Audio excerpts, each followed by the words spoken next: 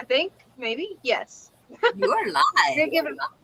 Yeah, we're gonna give it a 1 minute countdown before we start the 36th episode of Random Mischief. And away Give we go. everybody time to get in.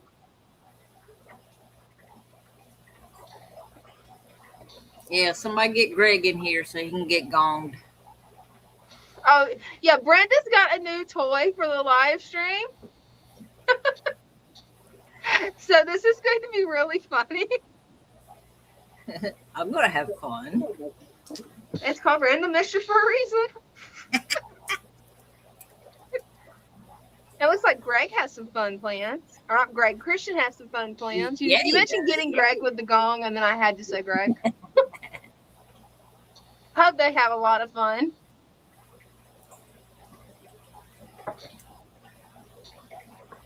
Two, one, and now we're live. Hi, everybody. Hey, Brenda. Hey, everybody. Hey. If you want to show off your new toy, just to get us started.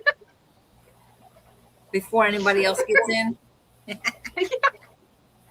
We'll get the early birds chance to Okay, we can do that. Here's part of it. See this? first.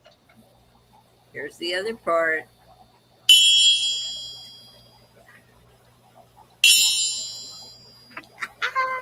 Now we can gong people. Yeah. Hope that wasn't. Let me get you full screen. That thing is so cool. Hope that everybody can see it.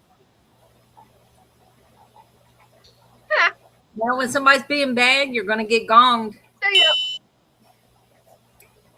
Keep that in mind. Yep. You got to treat me like a mom. I'm going to treat you like a kid. That's too funny. Let me get the link posted for everybody. Anybody that's new to the stream, you can click on this link and come join the show. You can show off your fish tanks, pets, hobbies. We're going to have fun. Let's go Hey. But you still got to send me that video we talked about Saturday. And what is it? Yeah, we still need to get the hook. That's funny. Greg said we need the hook. Oh shoot! I hit the wrong button. Oh no! Am I still in StreamYard? Yeah, I don't know. Let me get this link pinned real quick while you're figuring out on your end. I don't know what I'm doing. This technology crap is getting on my nerves. Hey, it's not you. It's the gremlins. Just blame the gremlins. Oh no, it's me. It's definitely me. We always blame the gremlins. It's not us, Brenda. This time it was. Okay. See? Have you got you back yet? Have I what? Have you got it back up? Have you got it back where it's working now? Oh yeah, I just hit the wrong button in YouTube. Oh wait a minute, I'm in YouTube. See, I told you. I told you. No, that's wrong. Okay. All right. There we go. Hey, you got it. No more buttons. So let's see what we got for the comments. David says, "Hey ladies, Brenda, thanks for the help on the phone earlier." And that's David Bowman. Nice. Yeah, not a problem. We got Christian saying, "Hey Greg." I think we're actually calling up on the comments on that. Before the lights go out, would you like to show off the fish shop? Your call. Yeah. It's your call because I know that the gremlins are working overtime for you. No, it's okay. They was working overtime for me earlier too. I think it was just the 2 hours of sleep. Oh, you're gonna have a lot of fun with that gong with only 2 hours sleep. Let's see it. Now it's not gonna let me do it. Come on. We'll let you do it. How does it do that? Well, I know how that goes. What? All right, Greg. What did I tell you? Oh, he's wanting to get gonged, Brenda. Yes, he is. It's gonna be a new goal to see how many people can get gonged. I can tell what the game's gonna be. Right. It will be. What can we do to get gonged? Right.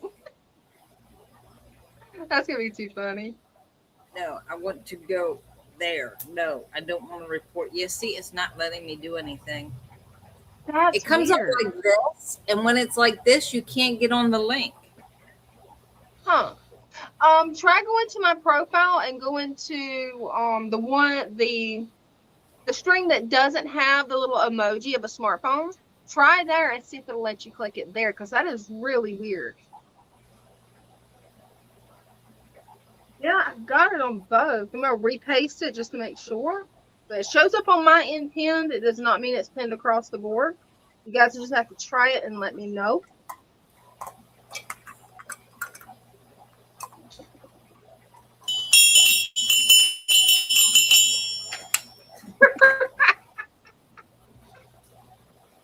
Hey, we got you. Oh. I got you muted. Don't worry. That did not work. I forgot the earbuds.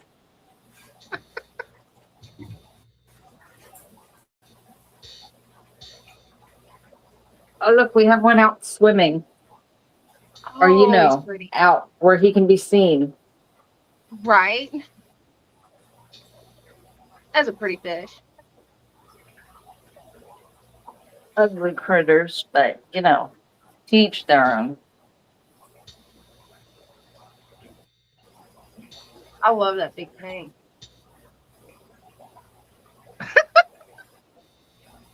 Sorry. You're going to end up gonging Greg. I'm just going to let you know. He's going to be the first one that gets gonged. Wait, Even what is that? Greg. He caught you when you're away from the gong where you can't gong him. Funny story about mushrooms. So for Mother's Day, my daughter gave me this cute little bag filled with all kinds of stuff. One of the things in it is mushroom teeth. Really? That's funny. I've heard there is supposed to be a mushroom tea. I've never tried it. I have heard too many horror stories about anything to do with a mushroom except for portobellos. There's supposed to be some that's actually super healthy for you, like antioxidants and stuff. I think they're called truffles. Oh, I love that tank. I can't hear anybody because I didn't put my earbuds in before I went live. Hey, it happens. You're running on 2 hours sleep, girl. I don't blame you.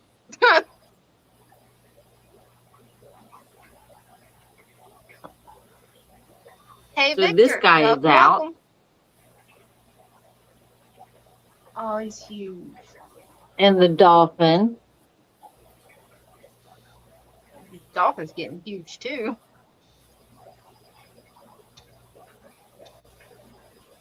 No, Greg, I haven't tried the mushroom coffee yet. I've just tried like regular coffee. I've never tried mushroom coffee.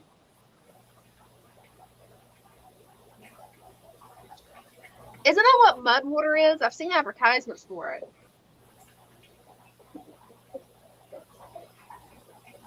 Oh, that's a pretty tank, Brenda. I know you can't hear me, but that is a pretty tank. There's all kinds of babies in this one.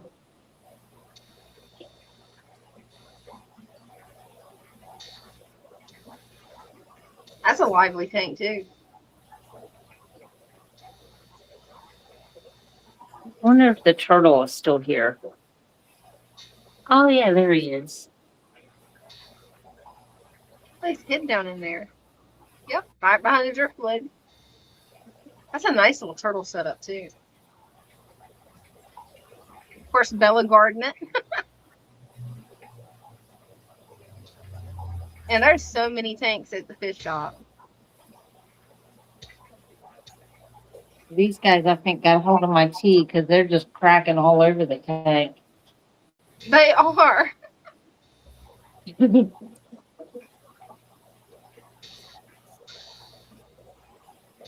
Oh, he's pretty. Oh, they are gorgeous. I'm gonna end up with either some white platties or white mollies. I don't know which. Oh, that ram's cute.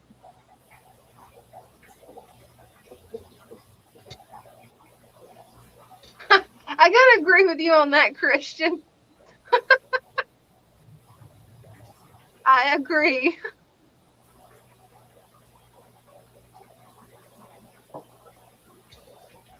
I love the ponds. Those 300-gallon ponds are so cool. We have a couple lights on in here. My favorite's the Amazon Can you tank. see him in the back? Yep. See the ghost knife fish right between the filter and the piece of driftwood. Let's see if I can go around this way. Oh yeah, we might be able to get a better look. Yeah, you can see that ghost knife fish right there. I don't know if it's coming clear or not, but the ghost knife fish, the big one, is in here. Yeah, we can. I forgot you can't hear me, but I don't know yeah, if you can see that ripple. I can't tell because I have my glasses on. But the big parrots were sold. Oh, they were some of my favorites. Yeah.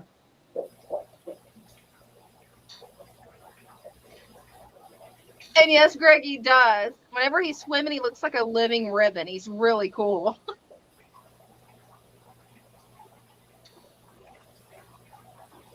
You know Spanky's going to get what Spanky wants. He's too cute. He gets whatever he wants. Those angels are really nice, Brenda.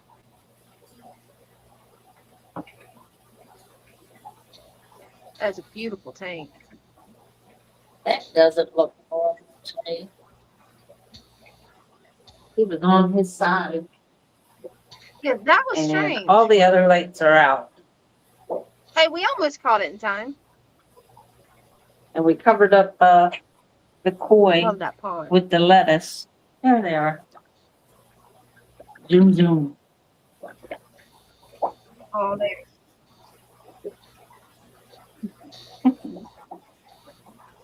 They are gorgeous.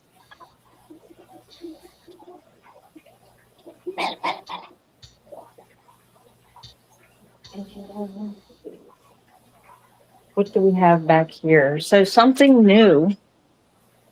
Yeah. We now not have one rack, but two. Oh, wow. So we can hold even more fish back here. Oh, that's going to be awesome. For anybody new that's watching, this is a behind-the-scenes look of what's backstage at Father Fish. Oh, wow. I love neons.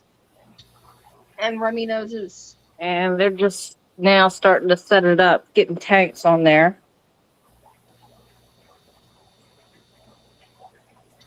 Well, I wonder how the baby bettas are doing. And look how big these guys are. Wow. They are beautiful. They've gotten so big, y'all.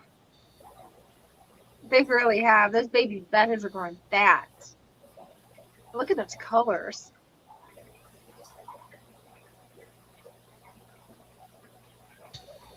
Oh, dirt station.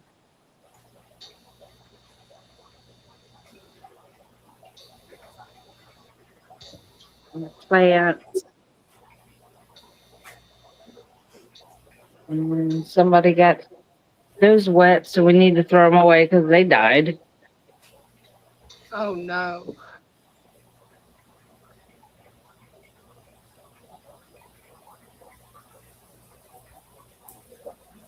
Check out how big those babies have gotten, y'all. This baby fat is really grown. Wow.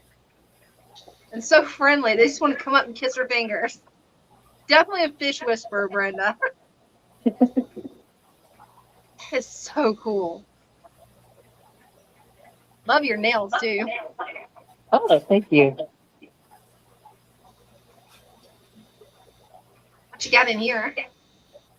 I think there's mollies and bettas in here. Oh, cool. These grow out tanks are really awesome. And I love how lots you're of able to guppy grass. plant. And, yeah, lots of guppy grass. Pretty bettas. Pretty bad. Sorry, Greg's got me tickled. Guppy grass is annoying. It definitely can be. Yes, he is. See the big babies.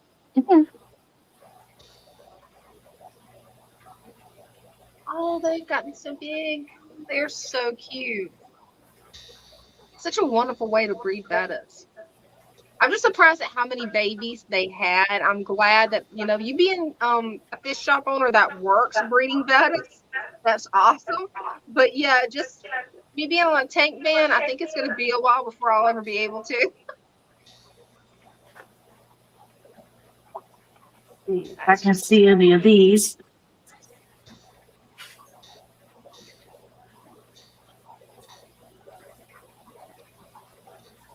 They're really dark. I don't know if you can see these. Oh, I see one. It just swam over your finger.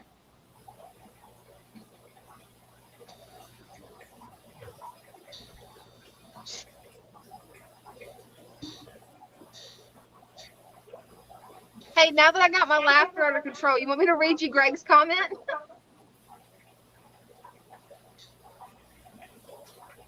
And I'll this right here. She'll see it as soon as she gets back, Greg. Oh, what you got in there? They're eggs. Yeah, I don't think she can do it. The orange severums and the green severum from the front 75 tank, they have eggs. Oh my gosh, that's so exciting. That is awesome. And hey, Sam. That's my nephew, Sam, you guys. And here we got little baby ones. Oh, they're so cute, Brenda. They're just adorable. How many tanks of baby bettas do you think you got now? I have no idea. I lost count.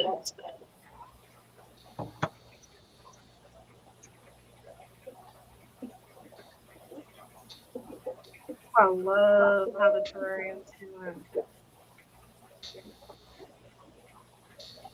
We had somebody ask us if they were fake plants in here. Yeah, it looks so beautiful. I could see where somebody would think that it's fake. But yeah, you can definitely tell those are real.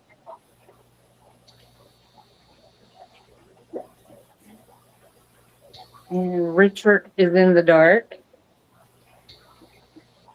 And the Hey, last time I checked this one, it's dark, but there was an axolotl in here. I don't know if he's still in there or not. That is cool.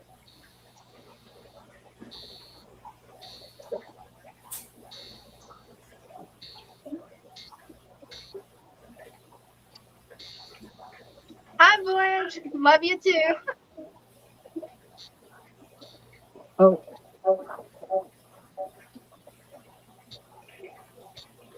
What have we got back there? That is Rupert, the African lungfish. Yeah. But he's hiding in the back. Lungfish He's is not so coming cool. out. These guys that are swimming around were put in here for him to eat. Ah, feeders. Yep. They were itty bitty feeders. And now look at them. He decided he wanted friends instead of food. What can you do? Okay. We got some artwork up there. Oh, cool. That is beautiful. Who did those?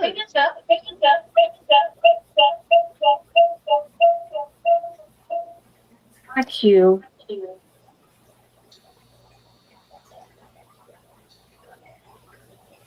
Yeah, I think we had a really bad echo. We got Brenda back. I think.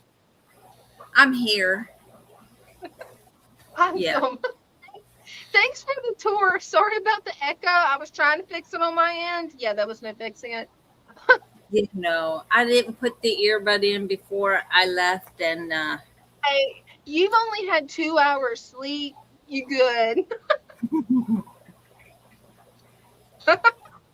tell those You're comments. gonna read the comments.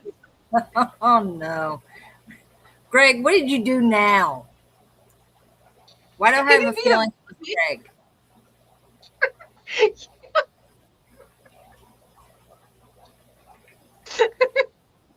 Oh my gosh, how far back does this go?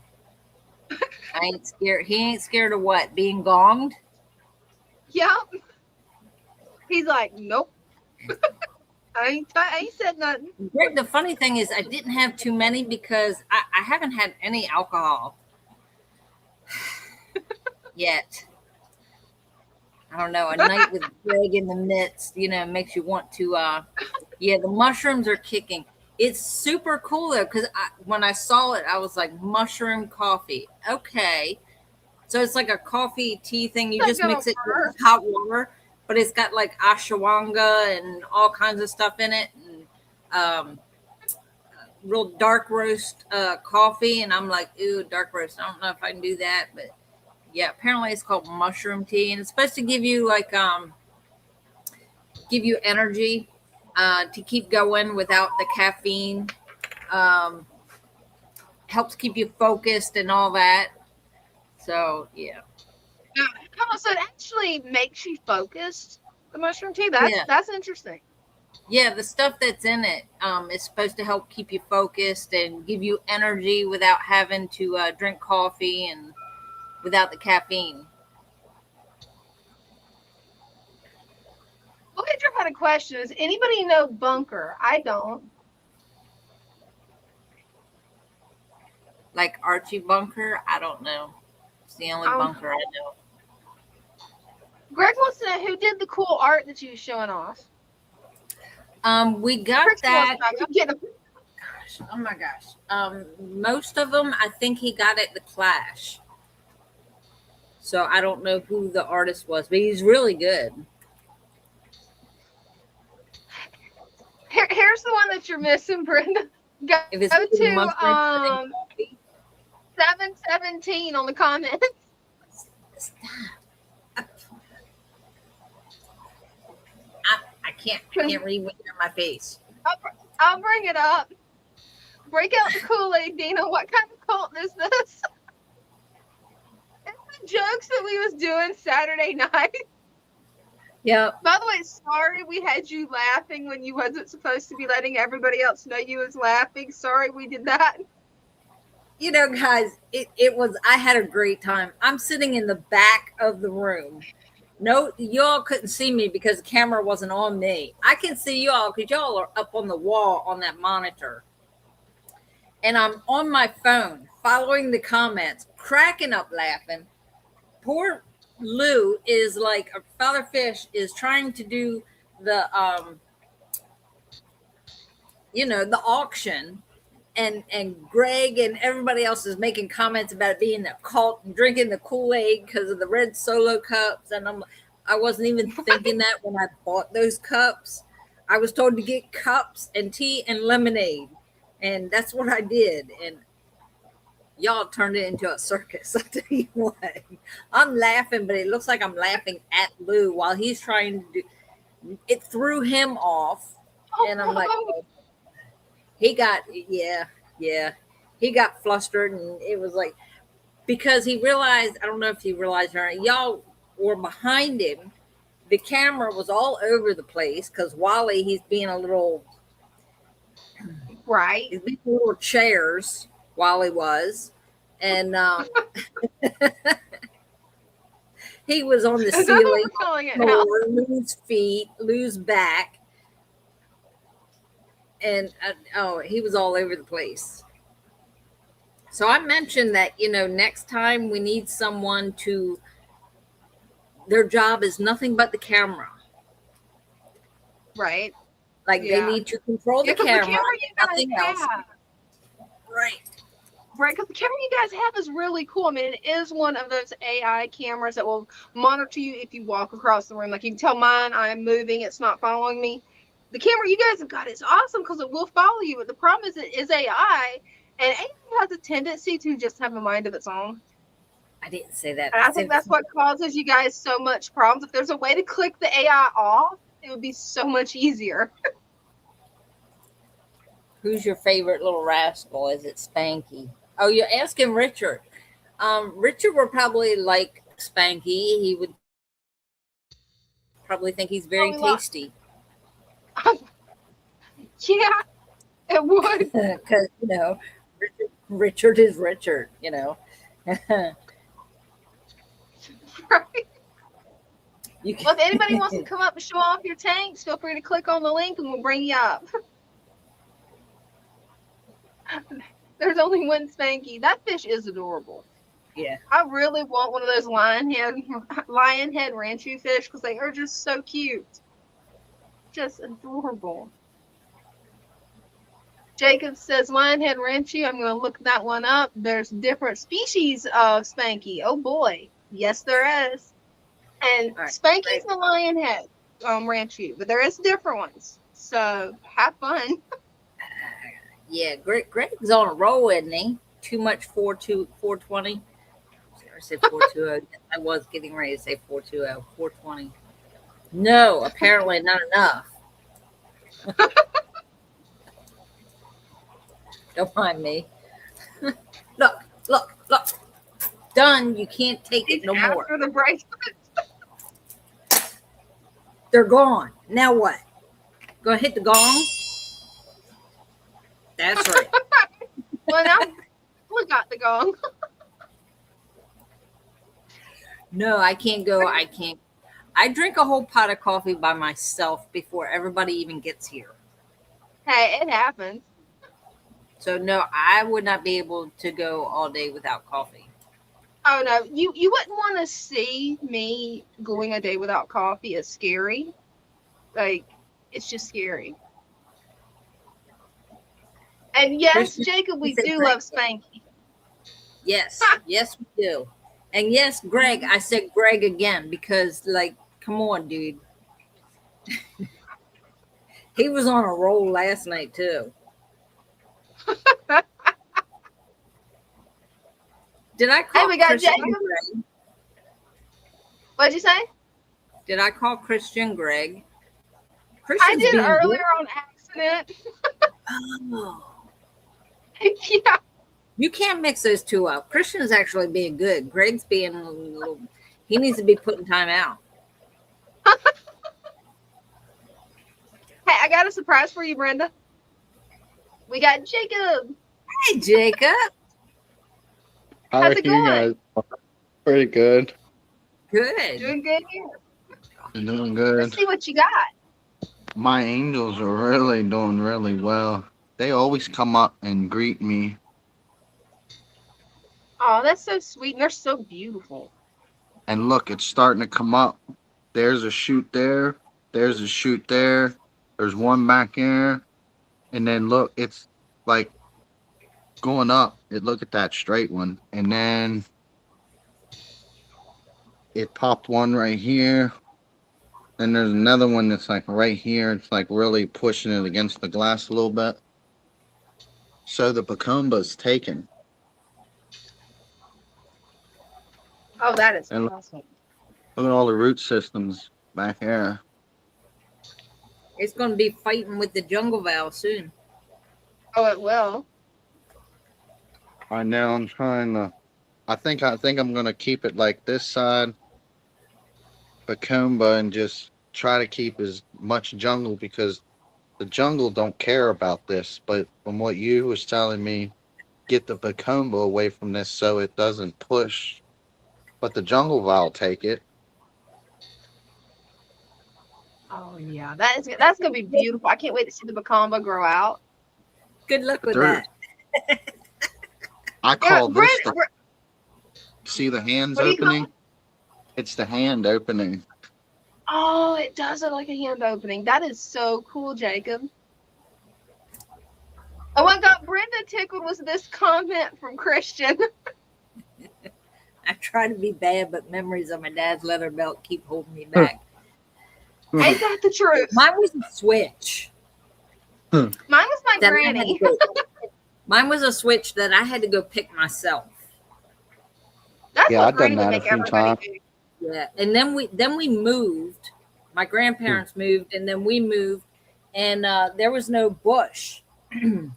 So by the time my brother got to be that age, he got the Oh, wooden spoon. and Oh man. Oh, that's a pretty black angel. I love the red eyes. well, this one's having the same exact problem that my blue male. Why I had to eliminate him. I can't get it to focus, but they're actually gone now. But the other day, it had like 13 holes up here in its head with that parasite looking worm thing, the white worm thing, that I had to kill my blue one because I didn't know what was going on. And then that's when I disturbed the symmetry of the system because I eliminated the angelfish. And now it's only one. It's only one. But you see there's a couple of them. See the holes? Yeah. And then there'll be these little white worms that pop out on both ends. Ooh, yeah, you need to get those out of the fish. Yeah. See the Ooh, holes? I They don't know look what to do for that one. see they look like bullet holes. They do. But Have you have you asked in the shoal about it? You need to post some pictures of that in the shoal and see what everybody can say you can do. Yeah, that might infect your other fish. It's hard to get a picture. Nothing else ever shows a problem, and it's only one. Like they're always constantly around it, and look how healthy these are. It doesn't make no sense. I don't know what it is. I think something's being still voided that I still need to build on my food web. I think that's causing something to get whacked out on microbiology because it's still putting a small damage, but I can't quite figure this one out. I don't know. But it's not ick because I don't have ick. Ick is pretty much like a 1% chance for me, if that. Hey, that's good that you don't have ick. At least ick is pretty easy to cure. That being worms, yeah, I would be worried about that. This is what the male had when I first set this tank up and they were getting ready to breed. That's the worm looking thingy that was inside him. Oh man. So I just eliminated him, and I'm guessing that issue is still there because it gave it to this one.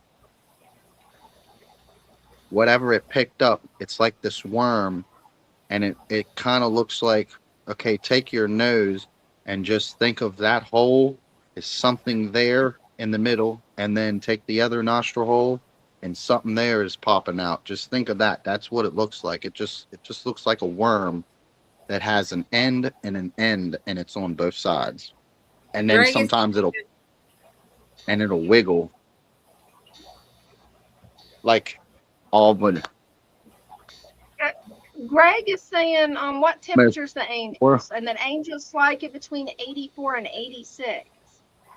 all but 84. I'm like right there in the all but a little above the middle of 82 and 84. I'm about 83-ish. Yeah, but how do you treat the angel? Could I use antifungal agent and just wipe it across that like woundish? That is wild. Yeah. G Peasy said I'd isolate and treat the angel because I'm not exactly sure how you're going to want to treat it because I've never kept angels and I've never had a situation where my fish had worms coming out of them. Greg says salt dip. I've actually never Salt. had to do a salt dip either. What's that? Where I dip it in like the aquarium salt gently? I would think maybe like with a hospital tank where you're on the Yeah. side of the aquarium with salt and see how much to put. Voyage says quarantine. What size would you do for one single angelfish about that size? I mean, would a 10-gallon be okay for that? If he's the only one in there. Yeah, it would probably Yeah. just be because that's the only one that's got the issue. Yeah, I would definitely quarantine it. That way, your other fish, hopefully they will not catch that because that is not good if there's live worms coming out of the fish. That's, not good. Thankfully, I've No. never seen that in person. It's all but a year and a half up, and I've never ran into this except for the second time now, and the first one was with the first angel. It seems like every angel batch that I'm putting in, at least one out of every several angel fish, there's going to be one like kind of issue with it, it seems. And then all the other angels are really healthy from what I'm seeing in anything that goes in my tank of the angels. Yeah, I would definitely quarantine. Greg says 10 would be a great hospital tank. Jeezy Peasy says 3 or 5 is all you need, but if you got a 10, I'd recommend just go ahead and using the 10 you got and just create a hospital tank and isolate it because, I think Voyage is on to something not good. Definitely not good. Uh-uh. Is it what'd that say? Is it on their what? It's up near their head. That's why at the first beginning I thought it was the hole in the head, but that's not what hole in the head looks like. This is actually creating like an opened whitish wound, and then it's leaving the trail mark completely wide open. It's like a basically like a dent, like somebody took a nail and that's a wide open hole now. That is But it's wild. And not get Greg says he's never it's not had get this issue. it's not getting infected. It doesn't look like because it's not like swelling or this is. That's it. Let me see if I can, because it's gotta hit it just right for me to be able to. Because my phone's really weird.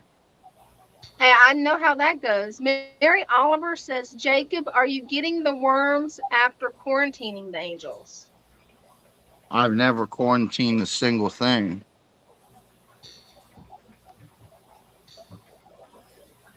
And Voyage says it's definitely a concern. So I would get some really good close-up pictures. And I would ask in the Father Fish Discord show, I would ask them to see if anybody's experienced this because I've never had any of my fish to have something like this. This is like bizarre to me. What's Yeah. your Yeah, thoughts, Brenda? this is like one Yeah. of those like what you don't understand what's really causing this major problem, but at the same time it's like you got to work with it because I don't want to destroy the tank because of something going on like that. I mean, the fish is actually really healthy. It's distributing a very, very active, extremely healthy appetite constant. It shows that it's very active, vigorous, constantly showing some type of a pattern that it's like doing like a characteristic to itself, like I would like definitely take some really good close-up pictures of the wound, and I would post them to the Discord show. And Greg's got a link for you in the chat. Um, it's how you do the oh, salt dip. So that will help salt dip it. He's got a video that shows you, and hopefully that'll help. But I would definitely get the advice of the folks on Discord because that's the situation that I gotta agree with Jeezy Peasy. I've never dealt with this problem either, and I wish I could help, but I've never even seen anything like this. Brenda, have you ever seen anything like this? No, I've never said anything.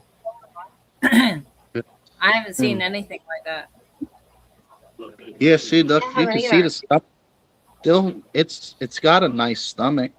It's just that it's getting these holes. That's exactly what the other one was doing, and I thought it was a hole in the head, so I took it out and eliminated that angelfish, and then it caused disturbance. But see, it shows the appearance. I don't think it's hole in the head because hole in the head doesn't leave the holes in the head. It's like a patch or something, from what I found out. This is actually leaving the hole in the head. Yeah, Christian says post it in the disease channel on Discord and fill out the questionnaire, Jacob. And they'll be able to help you with it because, yeah, I've never seen anything like this.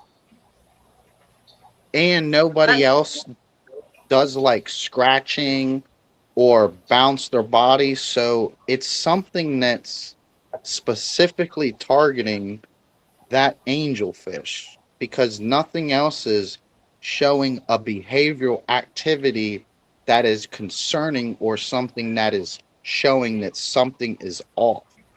That's where it's disturbing that the life that's inside this tank. That, like it doesn't make sense. I don't know what.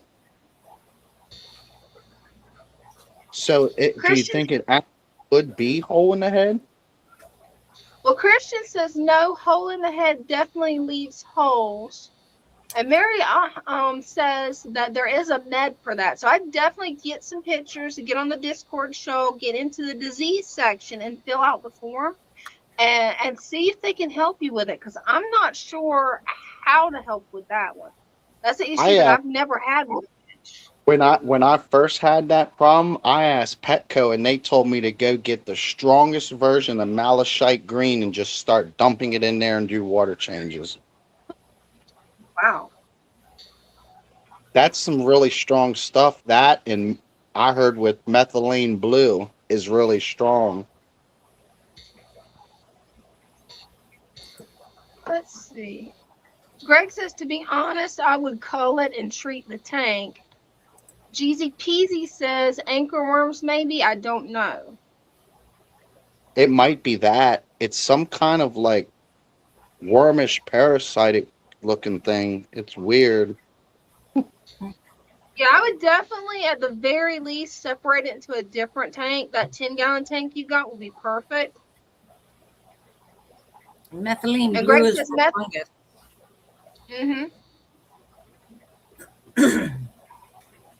Yeah, I would definitely quarantine that fish and then look at different options of what you can do to treat it, or if you need to cull it, because you don't want it infecting everything in your tank. And with it in there right now, it possibly could. I don't know because I don't know what type of parasite it is. But see, right now it's showing like fungus, but that's not what you need to treat. You would need to treat for along the lines of a bacteria now, because the bacteria is what's causing that to become the fungus outbreak, correct?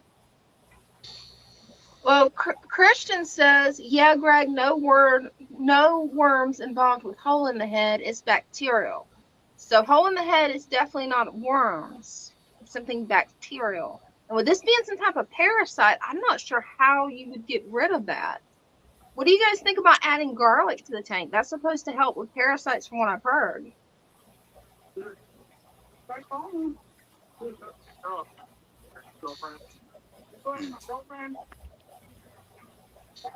Let's see if it'll work this time. So you can see right there on the nose. You see those two holes on the head? Yeah, that is bizarre. And then you see the one that's over here on like the side. He's got a couple of them over here, and then a couple of them right here. Let's see. He wants to show it. I would definitely quarantine that fish at the very least. I would quarantine it just to make sure that you don't get it, that whatever's going on, whether it's bacterial, whether it's a parasite, it doesn't affect all the other fish. Right, because I don't want nothing bad to happen. Oh, I don't blame you. I would do that tonight if possible. I would fill up that tank and get it ready and just put her in there just to make sure. What about like with nothing? Because I have soil. I just need to cap it, and then I need to get the With a nutrients in there. hospital tank, With with a hospital tank, you don't need to. Go ahead, Brenda. Sorry. I was just getting ready to say the same thing. With a hospital tank, you can leave it bare. Yes. That way it's easy to clean it and maintain because you don't keep it like you would a normal fish tank. Okay, so it's different. Yeah. Yes, you want to just have it bare bottom. It makes it a lot easier, especially when you're treating different parasites or different infections. That way you can actually clean out the tank, start over fresh. If you have to, leave it out in the sun for a couple of days with it dry between quarantine. Brenda tickled on that. That's something I actually saw on YouTube, by the way. I don't recommend doing that. The But I've funny seen people thing do is, it. I was thinking the same thing, and before I could say it, Greg said it bare bottom like him. I was going to say Greg likes it bare bottom. Oh my God. There's Brenda's sleep deprived. there's a couple jungle coming up through here. We got one like Oh, there right is. down the area. Do you have a heater that you can put in your quarantine tank? Yeah, I got a couple of them. I got Okay, small good. ones and medium size, so I think I have one that would work for a 10-gallon. What about lighting? I Perfect. don't Because have yeah, light. you definitely want to do that tonight. I don't think you'll need to worry about lighting because you won't have any plants in there. Greg says fill the quarantine tank, your 10-gallon, with aged water from your fish tank. Okay. That way, it'll be in the same water. It'll help it feel a little bit less stressed. Look how big that chunky girl is. Oh, she is. Greg says no light needed, so you don't have to worry about a light. It's just a temporary place for you to put your fish until it can get rehabilitated. Good, good. They're getting chunky a little bit. Love that tree guy, that tree spirit guy. I love that. I know he's so cool. Yeah, and G Peasy says add an airstone. What about just like a little small sponge filter? Would that do okay? I just prefer sponge filters. Probably what all you need is movement. So all you need is an airstone. Okay. So just put the just straight air stone. Yeah. Okay. Yeah, with a quarantine tank, it doesn't have to be anything fancy, just a plain bare bottom tank. Fill it with some of the aged water that's already from your tank, and you'll be good to go. And hopefully, you'll be able to, it'll make it easier to take really clear pictures where you can post them online and get some feedback on that. Because I have never heard of this problem with a fish.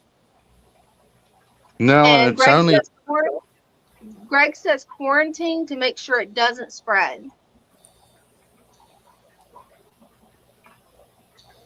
well. See, before there was a lot of stress happening too, which was causing that to form harder on the blue male.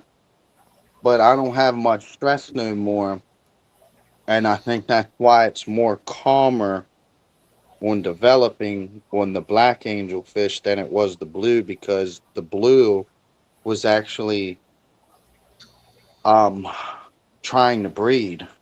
So there was a lot of stress right there and constantly fighting back and forth. Like they were, for them being a male and a female, they actually were lip locking a lot. They were like trying to show dominance on each other all the time. I'm glad that's finally passed. But yeah, you definitely want to quarantine it. And Christian says there is treatment info in the treatment guides channel on Discord. So I would definitely get on there and consult them because, yeah, this one's got me baffled, you guys. I don't know. And Greg says if you have an aged sponge, it wouldn't hurt, but some treatments would kill the good bacteria in the sponge. Mary Mhm. Oliver says at 3G, when I get a new fish, I'll do a fish wash. LRB shows how to do it. Old videos from when he was in Indiana. He's another good one. Now, Oh, yeah. I like his channel. He's got a lot of fish tanks that I think are genuinely set up just like this, but some of them actually have bare bottom or really no bottom, but it's actually been really mimicked to actually be genuine, just like mine, except with no deep bottom. It's pretty much all but bare bottom, and he's still got the same activity that I've got going. He's got some awesome tanks. I love his fish barn. That is my goal, is to have a fish barn one day. That'd be really Right? And Christian says that LRB fish bath changed the game for him. So yeah, you might want to look into that and see if, set up your quarantine tank tonight and just look into it. Do some research. I don't know how true this is. I might have actually seen it on a Father Fish video. I'm not sure, but I've heard this. So when any of the fish that have that redness in the eye, from what I hear, if this redness gets like blushy and dull and it loses that redness, it means something is like kind of like it's ill. Something's wrong with it. But it should, from what I understand, it should continue that redness in the eyeball. It should keep getting redder. See the redness? Oh yeah, they got some beautiful red eyes.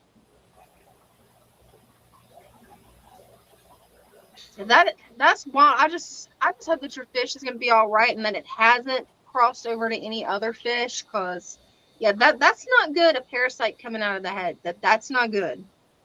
No. No, I never experienced nothing like that. Even when I was going through a lot of my problems, I've never experienced that. I just got hit with ick like 24/7 and could not control. It will go crazy in a tank. Oh man, and fast. But yeah, I would definitely quarantine this fish tonight. I wouldn't wait. As soon as you get off the live stream, I would start filling up that 10-gallon. And yeah, I would definitely quarantine that fish, because you don't want your other fish to possibly get infected by that. No, you don't want that. Them tetras love to play all the time. I love their character. They do, don't they? They get routed That up is a from gorgeous the tank. they get routed up from the males picking on them and chasing on them. So then the females run, and then when they run, everybody gangs up and follows, and then they'll run up back in here in the corner and they'll play hide and seek, and then they'll run back out. That's what's fun about a community tank, isn't it? Never a dull moment. Oh, there never is. And you're doing great with that tank. And then this one fruit too. So Anacris, I don't think you need to put that in the ground because it popped a root, and that's up top. Yeah, I've seen it. I've seen the roots pop all over Anacris. Because see, they uprooted it. What do you know why they keep uprooting some of my plants that I put in new? Do you know why they're doing that? Some of the new ones they don't like, it seems. Oh, that's strange. What do you think, Brenda? I don't know. I've noticed Anacris doesn't like to stay down. There's one tank. I was cleaning duckweed, and I was like, man, there's this plant is like all over the place. And it was Anacris, and some of it was rooted, some of it was not. But it had like tripled in size since I put it in there.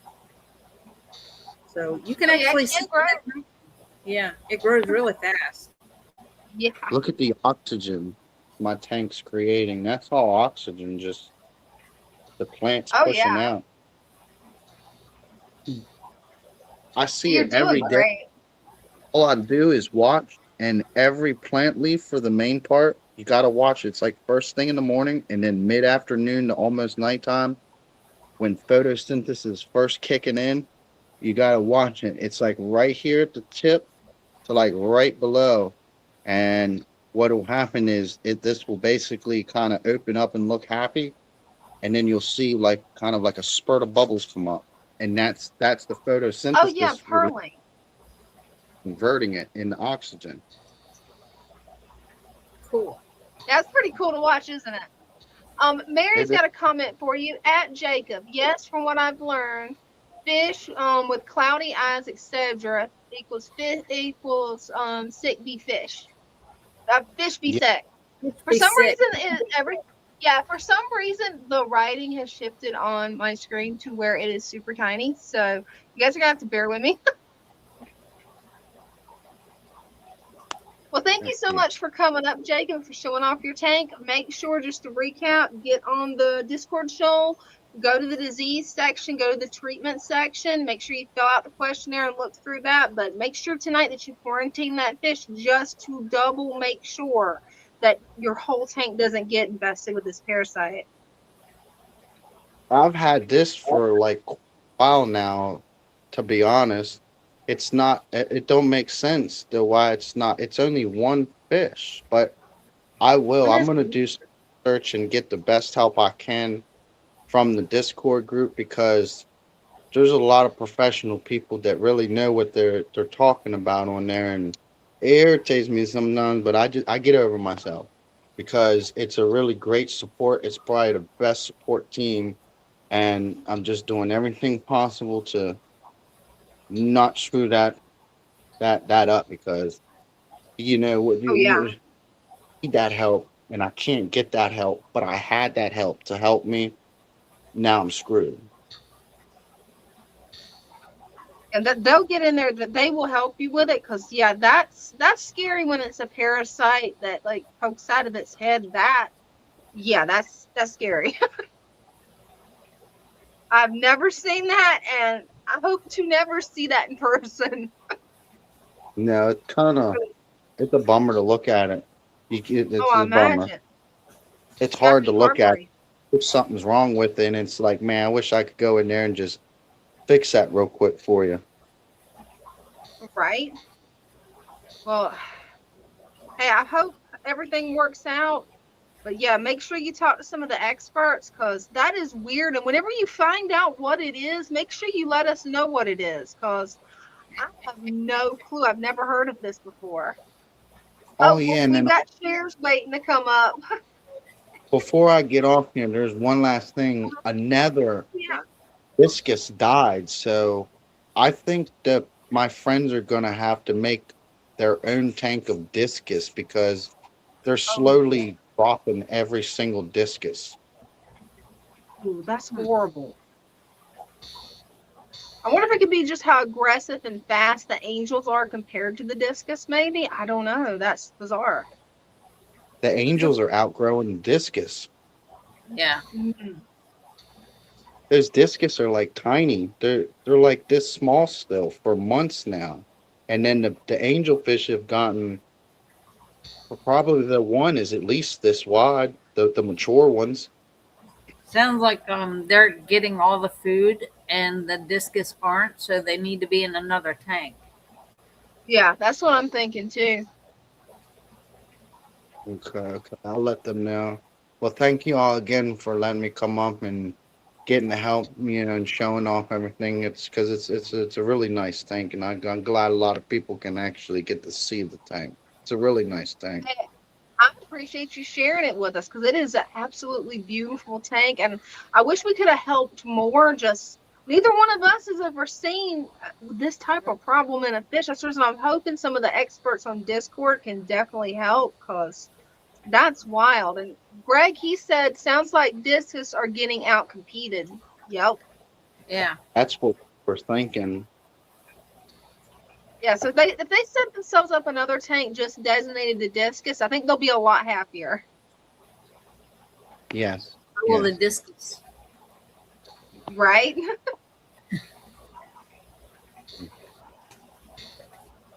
Well, alrighty. I'll get off here. Let somebody else come up so we can see more tanks. It sounds like a plan. Thanks, Jacob. Thanks. Yes, thank you much. Thank y'all. Always. Bye. And Brenda, I got a surprise for you. It's your favorite person.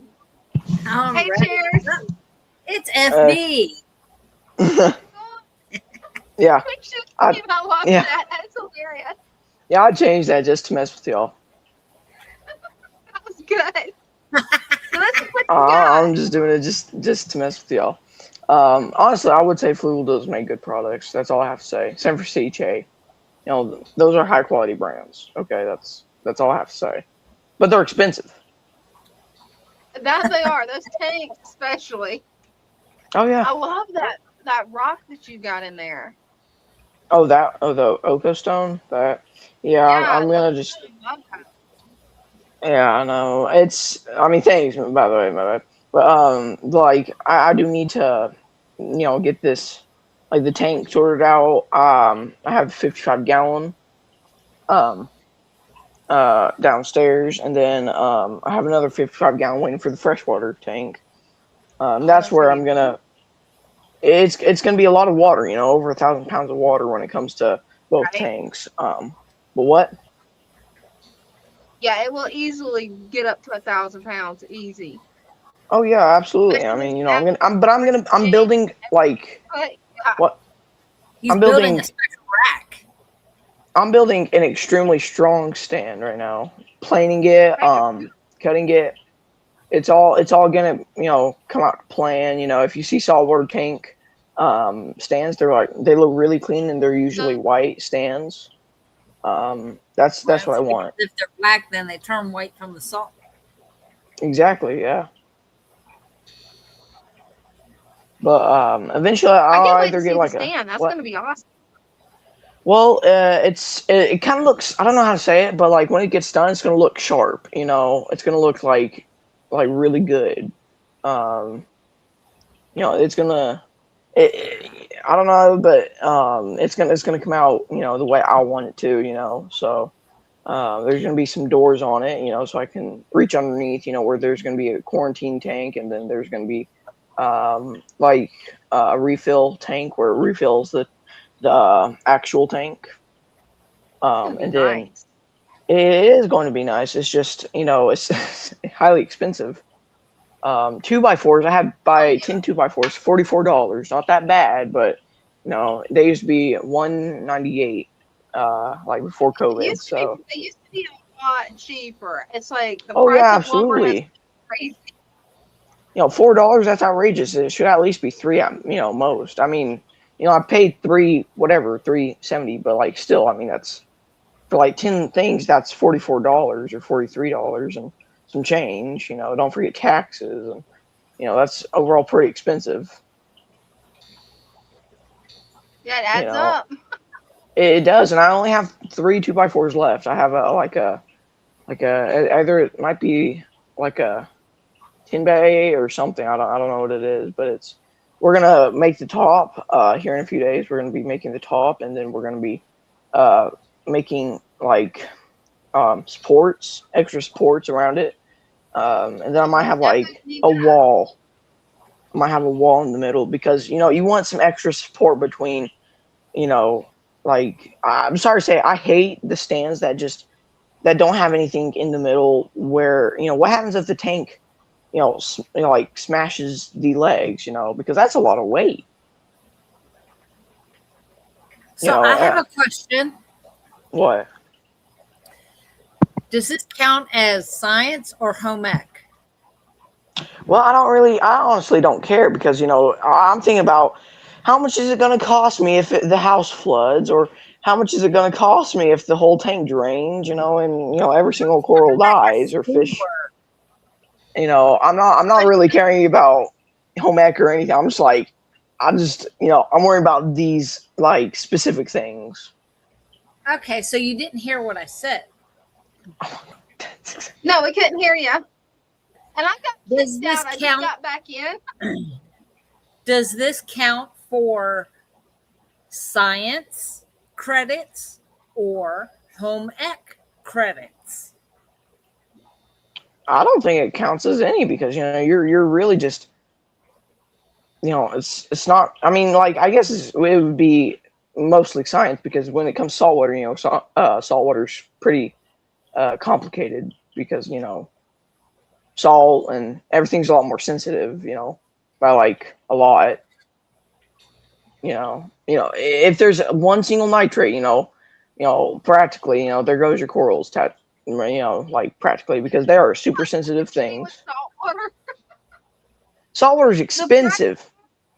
The price scares me, and then just one thing goes off. One little thing is wrong, and then the whole tank's dead. And I'm like, oh god. Exactly. So you have to be always on top of it.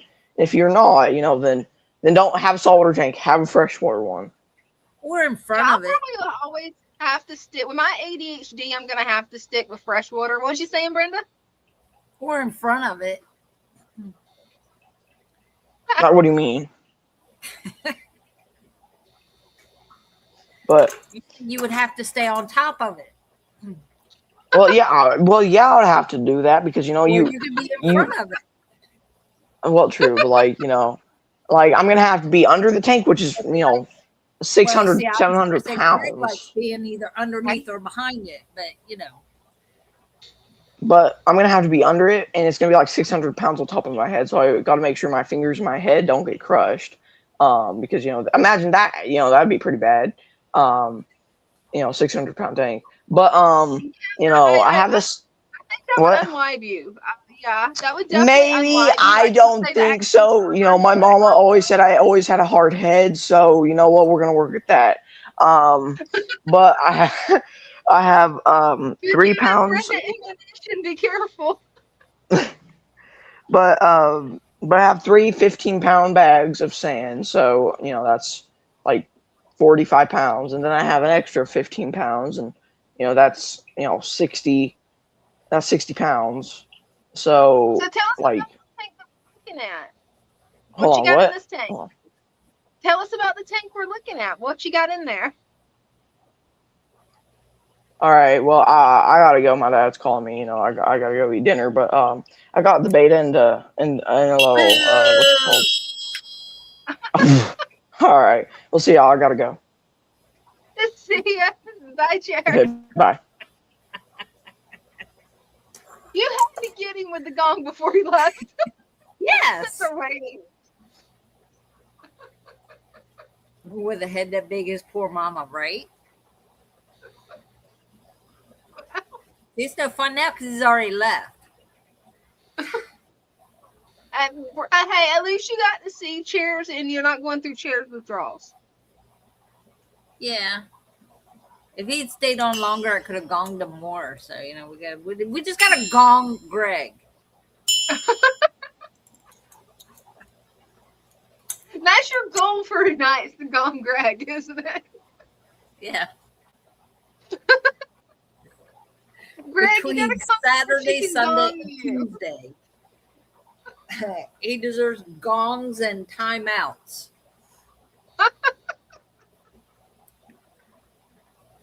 That's too funny.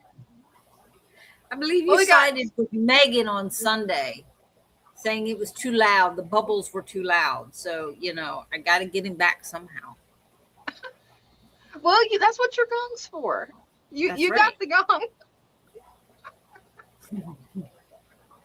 Well, anybody that's new to the stream, I've got the link pinned. You're welcome to click that link, come up, show off your fish tanks, pets, hobbies, and potentially be the second person that Brenda gets to gong. And don't forget the Kool-Aid.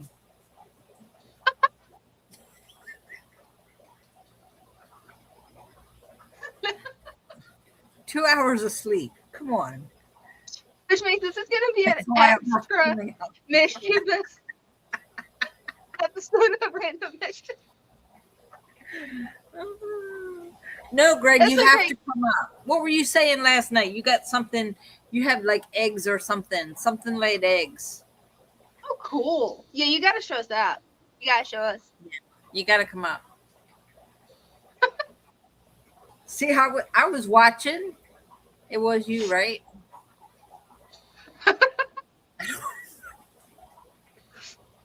It be like that, Brenda. It happened. It happened. Yeah, you're running on 2 hours sleep. Me, well, I'm very well caffeinated. I've had 2 of these and like 2 cups of coffee, so good luck. Well, I had Debating on getting another one. Morning. I had a pot. I had 2 cups of coffee. Then my son showed up, so we took my car down the road to get the oil change, and he brought me back, and I had more coffee. That's right. See, I knew that. See. Well, you gotta come up and show us the rainbow cichlid eggs. Right. See, I knew something laid eggs. I miss Red Bull. Ooh, no, I don't think so. Red Bull's bad. Oh, it's really bad. I used to drink like 3 a day. Poor dang. Because keep in mind, like, coffee makes me like, ooh, hyper. Yeah. Whenever it's Red Bull, oh yeah. I don't do the Red Bull. ADHD and Red Bull or Monster is not a good idea. No. Just say no. The next thing I want to try, which Dean is already like, nope. And Mom, her eyes got big. She's like, nope, espresso. No. I really want to try espresso. No. That's give you wings. Red Bull will give you wings. Well, I don't need wings. I have a halo. I have a halo and mermaid tail, right? There you go. Love it. I just think it's funny. Anybody that knows me, I can go, hey, I'm going to have an espresso. And they're like, no, God, no. Don't do it. No. Diluted coffee for you. Like not even straight coffee, diluted coffee. That's funny. Oh, Greg says they are wigglers now and Mama's guarding them. Can't see them. Oh, you can show us the mom guarding them. Yeah, it's boo. You gotta hold it up where he can see it. He's been trying so hard to get gong. You gotta let him see the gong. Oh. Decaf. Gong for decaf. No, gong for the mom watching the babies. I think it's just and the word decaf. He's afraid of the gong. You're gonna keep teasing him till he gets up here, ain't you? Yeah. I gotta have fun somehow. Greg says I'm not falling for it. Well, daggone. That's no fun. He's no fun. We need to move on. Hey, Christian, you got to come up and show off some fish to get Greg to come up so that Brenda can gong him.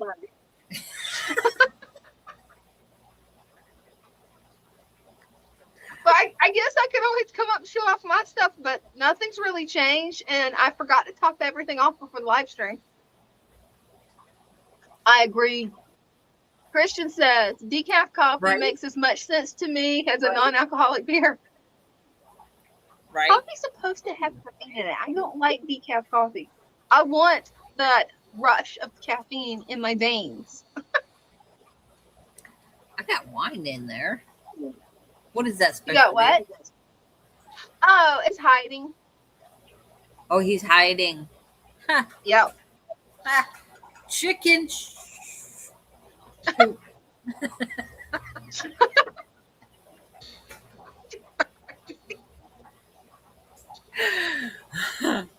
Man. I almost said it, but I didn't, so it don't count. Right? Yeah, I've been busy this week. I don't know if I showed you guys last time what I've been doing. Making these. Yeah. Show some more. I think this is the newest one. I think I showed all the other ones. See if I can get it. Nice. And the thing that I've been working on lately is actually making the labels. That way it doesn't come open if you drop it now. And, you know, it actually has the price and says handmade because a lot of people don't know what the ACEOs are. So I've got another thing coming in that's going to be a thermal label for the back that says everything. Oh, what have cool. we got? I thought that emoji meant something else. I've been using it wrong. Yeah, there needs to be a dictionary for these. Right. Damn, that's funny. Yeah, that's what I've been up to, trying to just figure out how to design the back label for this. The thermal printer's coming in tomorrow.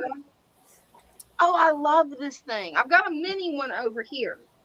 It does not use ink. Like, there is no ink to this. This is what I do the little ones with. He's wanting you to gong him so bad. But it's really easy to use. Because Christian thought the emoji meant something else, and like I can't even see the thing. So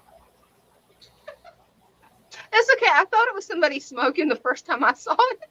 I'm like, what is this? Is this the vapor crew emoji? Okay.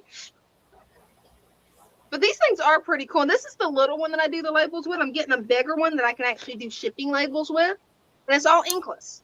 So you save money with it because you don't have to put ink in it. Right. Just you have to design it all on your phone. Like you have to line everything up and print it. But to me, it's easier than the other printer. It's pretty easy to do that. Yeah. Thank you. It does look like smoke. I mean, it really does.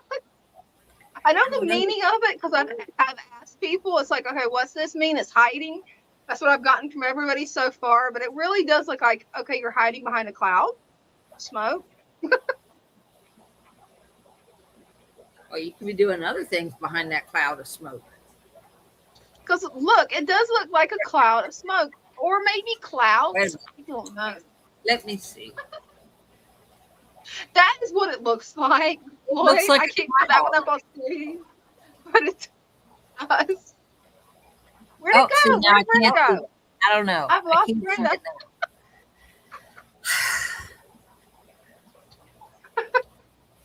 Going blind sucks.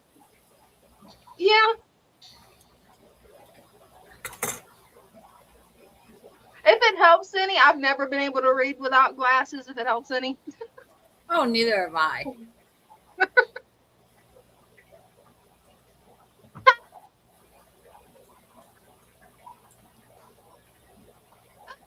That's funny.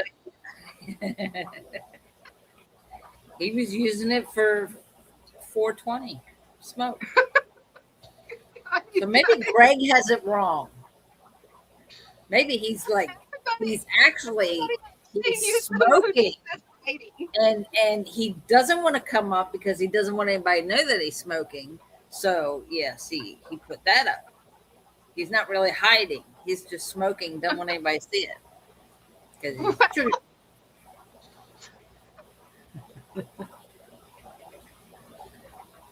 So Christian, when he smokes, depends on what you're smoking. You guys are so crazy. So does anybody want to come up, show off their fish tanks, pets, or hobbies? Any takers? Come on, don't be chicken. Like Greg. If you guys ain't gonna do it, I'll do it. Okay. Dina will do it. Because she's not afraid of people. Right? That just take me a minute to find it. It's not as easy now that it's no longer connected to my Mac. I actually have to go in, find the video, then get everything set up. So weird using a Windows computer, but I am loving that it can operate all four of these or all three of these screens. I'm loving that. Nice. That makes it a lot easier. I live in the woods. Nice. Hey, me too. Ticks falling from the trees. I can't do that. No. Yeah, that's what I didn't like about Tennessee. I loved going to Tennessee, but we went to this nature trail. It was awesome. Yeah, until I found a tick in my head that's the size of my thumb, and this is not Florida ticks. Florida ticks, we got small ones. I think it was the size of my thumb, Brenda. Yeah, up here there's like 4 different sizes. There's 4 different kinds of ticks, and they're all different size. it pretty lucky because all the wild chickens that I have, they pretty much get rid of all the ticks in my yard, thankfully. Oh, I need to clean this camera.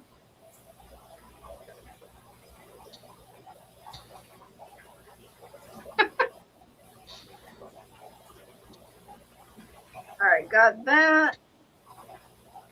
And that should be it. Let me mute that. Yes, I got it. Finally, I think. If it'll click it. All right. There you are. Look, it's deep. Yeah. And I've actually managed to do it somehow. We'll see if the gremlins get me, you guys.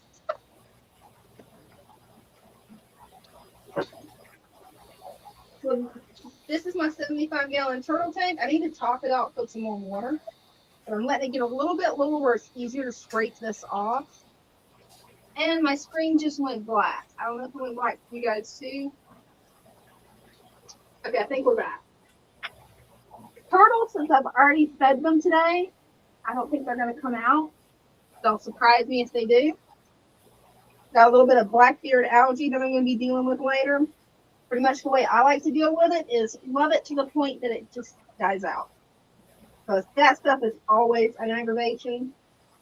But hey, the nitrites, the ammonia level, everything's perfect. So I'm not really worried about it. And these guys are happy. There she is. That's War Turtle. Come on. Come on, you little War Turtle. She's a bitey girl. Not as bitey as usual because she definitely got well fed. We're doing really good about not bullying the male finally. So I'm really happy with that.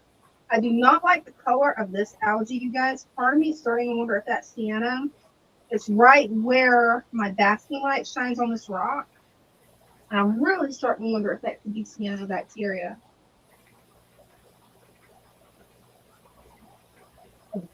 Don't know 100% because I've never actually experienced it yet. But it's also there, and it's only on the side where the basking light touches. So it's really strange. I just realized I did not have those lights on. Let me get those lights on. I'll show you guys this. Let me point you over this way. Hopefully I'm not making anybody dizzy. At least hopefully not. Okay. This was my green water tank, which now the plants have just grown so much that it is no longer green water. And my little guppy friend that will not let me catch him. He shows up every live stream. Can I catch him? Nope. Then we've got that beautiful rainbow snail. I'm slowly digging out all of the dark colored snails. I'm going to have this tank where it's just the pink snails. And this tank, until I get the predator out, will be just pink snails. I am pretty sure that somewhere in here there is a dragonfly nymph, and no matter how many times I check, I have not found him yet. But I don't want to put fish back in there until I find it. You see how bright pink that guy is. Look at that. And then in that little jar right there, I also have some more pink ones that I picked out of different tanks that I'll be adding to both of those tanks. Nice. Then, am I right? Oh, cool. I can finally hear you now. Then I got rice fish. This is definitely a jungle tank, y'all. Definitely a jungle tank. And it went blank screen. Yeah, you froze for a minute. Yeah, it keeps losing connection. That's how I got kicked out of StreamYard earlier. This one, I finally decided what I want to do. I'm going to move all the dwarf sage to the back. And then put a few of these in there. The baby Amazon swords. You think that would look good, Brenda? Yeah, for a while till they overgrow the tank. Oh, yeah, they're going to get big because, like, you can see how big this one is. Yeah. Got a bunch of little guppy or hybrids in here.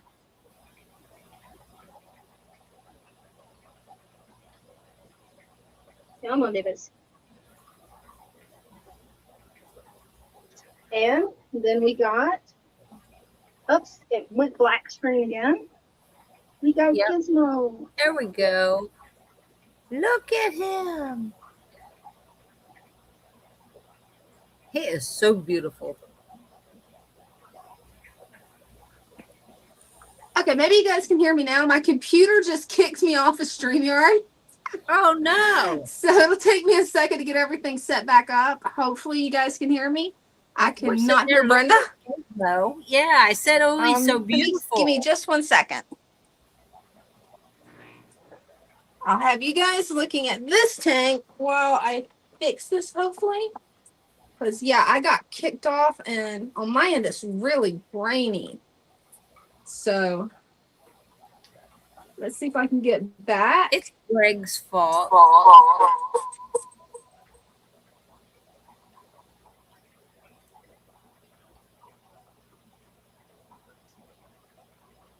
Can you hear me now? Okay. Yeah, I said it's Greg's fault. I don't think my girl's out right now. I fed her earlier today, so she's probably hiding. This girl is, though. If I can find her. I just saw her. Come on. There she is. She is a pretty girl. Look at that girl. She is so adorable. Well, that's everything I've got in here to show you guys.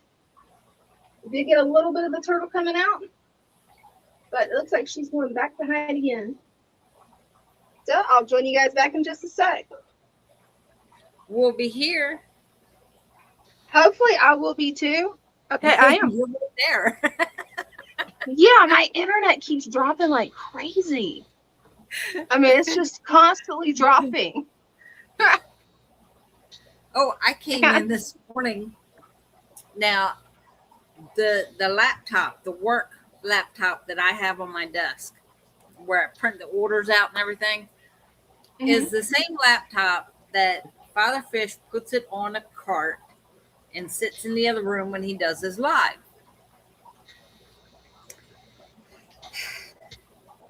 He had it all hooked up to the mic and the camera, Wally, and all that. So I don't know what he did to it. I wasn't here when he hooked it all up. He had help hooking it up because there was something, one of the hookups he couldn't find. Well, this one of our customers, he hasn't been here for a longest time because he had surgery on his leg. And so he showed up right before we closed, and he was here with him, helping him fix all that because he went to school to be this technician, video technician thing. So I left to go get Bella before I came back. When I came back, he was gone. Father Fish was all set up to do his live. I went to break down the computer like I always do. I just unhook the bar because he has one connector that goes into the laptop and that connects everything else. So I unhooked the connector, brought the laptop back in here on the desk, plugged it back in, had the mouse. I come in this morning thinking everything's fine. I go to get on to see how many orders I need to print out. You're not connected. And I went, crap. About that time, I get a message from Megan. We have no electric. We've had storms all night long. Really bad storms. Their backyard's flooded. The roads are flooded. Their electric went out. So I'm like, oh, okay, crap. I have no internet, so I can't print anything out. Right. And I start putting the plant packs together because I know how many I need. Before I do print out, I knew how many from yesterday. So I'm finishing up the plant packs, and I come and I check again, still not connected. Well, crap. It's going to be one of those kind of days. I go back, finish the plant pack. About that time, Bryce comes in, and I tell him, I don't know how many orders, because he's like, how many orders do we have? I was like, I don't know. We have no internet.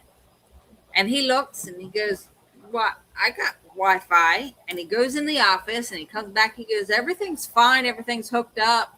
And I look and I'm like, okay, I have it on my phone too, but like there's nothing on the laptop. Like it's saying it's not connected. I don't know what's going on. I was like, this is the one he used for his live last night. I unhooked the bar like I always do, brought it in here. I was like, I don't know what's going on. Well, after a few minutes of looking at the laptop, Bryce figured out what was wrong. The little plug. Oh, yeah. Okay, so like this little plug here. Yeah. This one is for the mouse. Okay, so it's always plugged in. Yeah. Yeah. There's one like this that has for on the other side for the internet connection, for the Wi-Fi connection. It wasn't there. Yeah, it wasn't that there. Would make sense. I'm like, Man. I don't know where it's at. You know, it's always there. I don't know what he did with it. And so we're looking all around, can't find it anywhere. We look at the bar that he had plugged in. It was plugged into that. I would never have thought to look there for that little thing. As soon as he plugs it into the laptop, boom, we have internet again.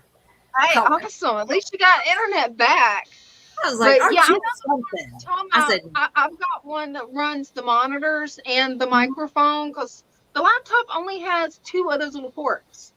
So the only way to have everything plugged up to live stream is like you got to have one of those bars. And yeah, those things can get you in trouble if you have the wrong things plugged into it. Okay, so the work laptop, we have 1 on one side and 3 on the other. But for whatever reason, he likes to hook up the camera and the microphone separate from the laptop. So he has to plug in that bar where you can plug in other things. And apparently that's where he stuck that thing. He plugged that into the bar with the camera. And I'm like, really? You keep changing. Why? Yeah.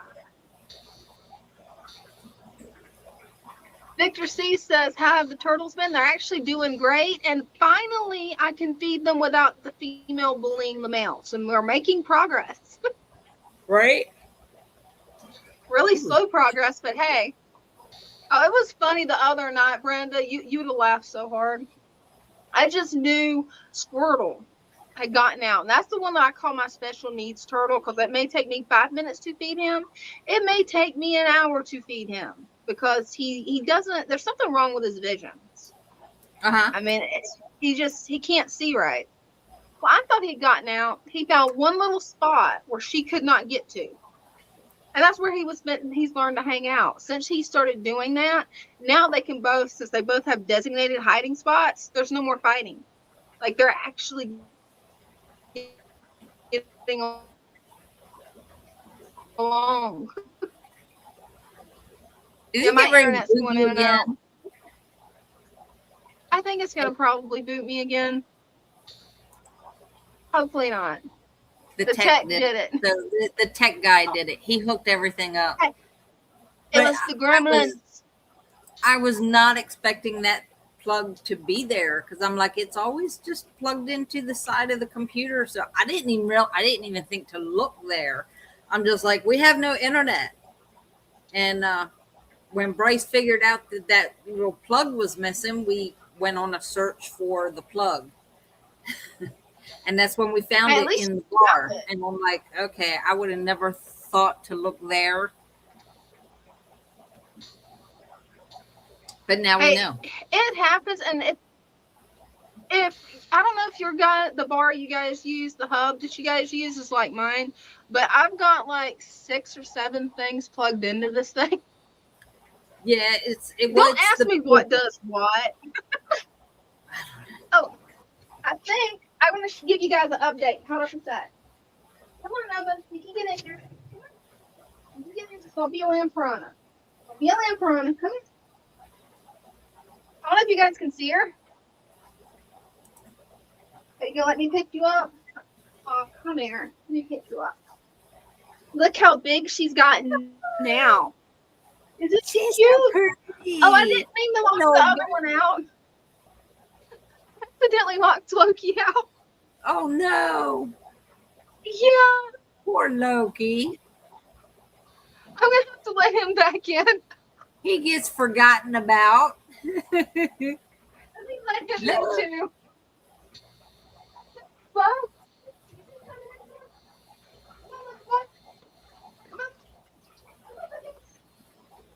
these are my two big babies. Baby. This one's a lamb piranha because she just wants to chew on me. So she's a little lamb piranha. Yeah, you're learning though. It's a puppy thing. Oh, it is. And she is definitely a big girl. Come here. Let go, let go, let go, let go, let go, let go. Release. Come on. There you go. Get up here. You're doing the live stream now, Nova. You got to do it, girl. She's going to take over that chair next. Oh, she is. I mean, she's gotten so big. I mean, she's already 23 pounds. Oh, wow. Yeah. She's a big girl. And she's going to be even bigger. Yeah. Yes, she is. She's going to be a big girl. Look at the camera. Look at the camera, big girl. Hey. Yeah, she's a little sweetie. And then there's my big boy. And, yeah, she's going to go play with him and be hyper. He came to get her. He was like, all right, come on. It's time to go. He did. He did. That is his baby. He's got where he watches her. He guards her. I mean, it's hilarious. Hey, do not grab my... Hey, no, stay on my fish stuff. Back out. Come on. The funny part is she stays in my fish room all day with me when I'm studying. I mean, she'll go lay in the hallway, go to Ding, go visit mom, but she mainly stays under my desk or watching that fish tank. That's the reason I said that's hers, which means I should be in another fish tank since I'm on a fish tank ban because, you know, I lost a fish tank. Yeah, that counts. But usually she does really good, but when I replace it. Right? Mm-hmm. But she usually does really good. But I've noticed when I'm live streaming, my back is turned and she will go after the wires. Like all the wires that's in my fish room. Yeah. Good. Oh, we got Christian. Hey, Christian. Can you hear her crying, wanting in? Hey, how are y'all? Good. How are you doing? Well, I didn't really have much new to know except for these babies that I've got in this 20-gallon now that I'm growing out. So I thought I'd come up and show those right quick. Nice. Hey, that works. They are adorable. They're yeah, growing out good.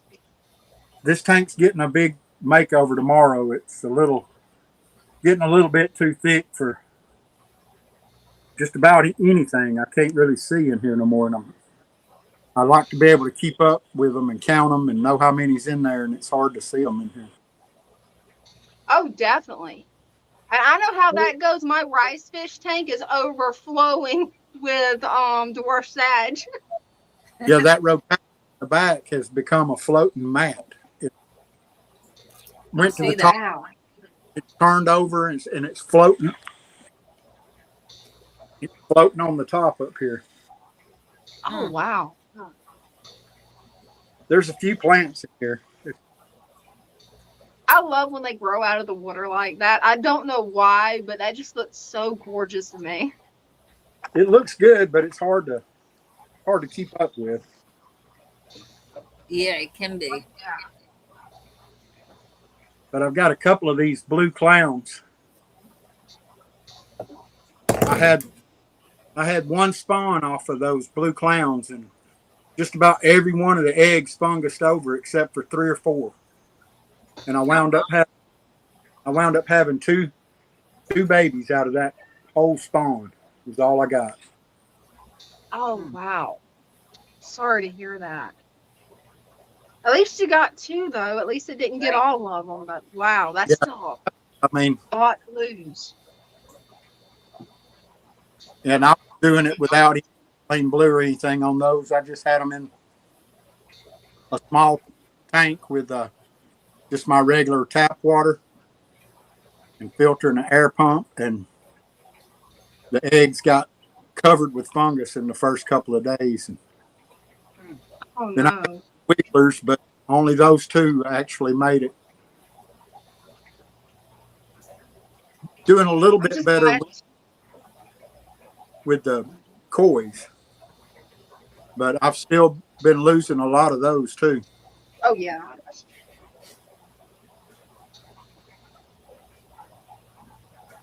Hey, hopefully things will turn around and the next batch you won't lose as many. Hopefully. Well, I've been watching and listening to all Greg's tips and hoping I can improve my, final numbers, because I'm raising good fish, but I'm just not keeping many of the fry alive as I'd like to.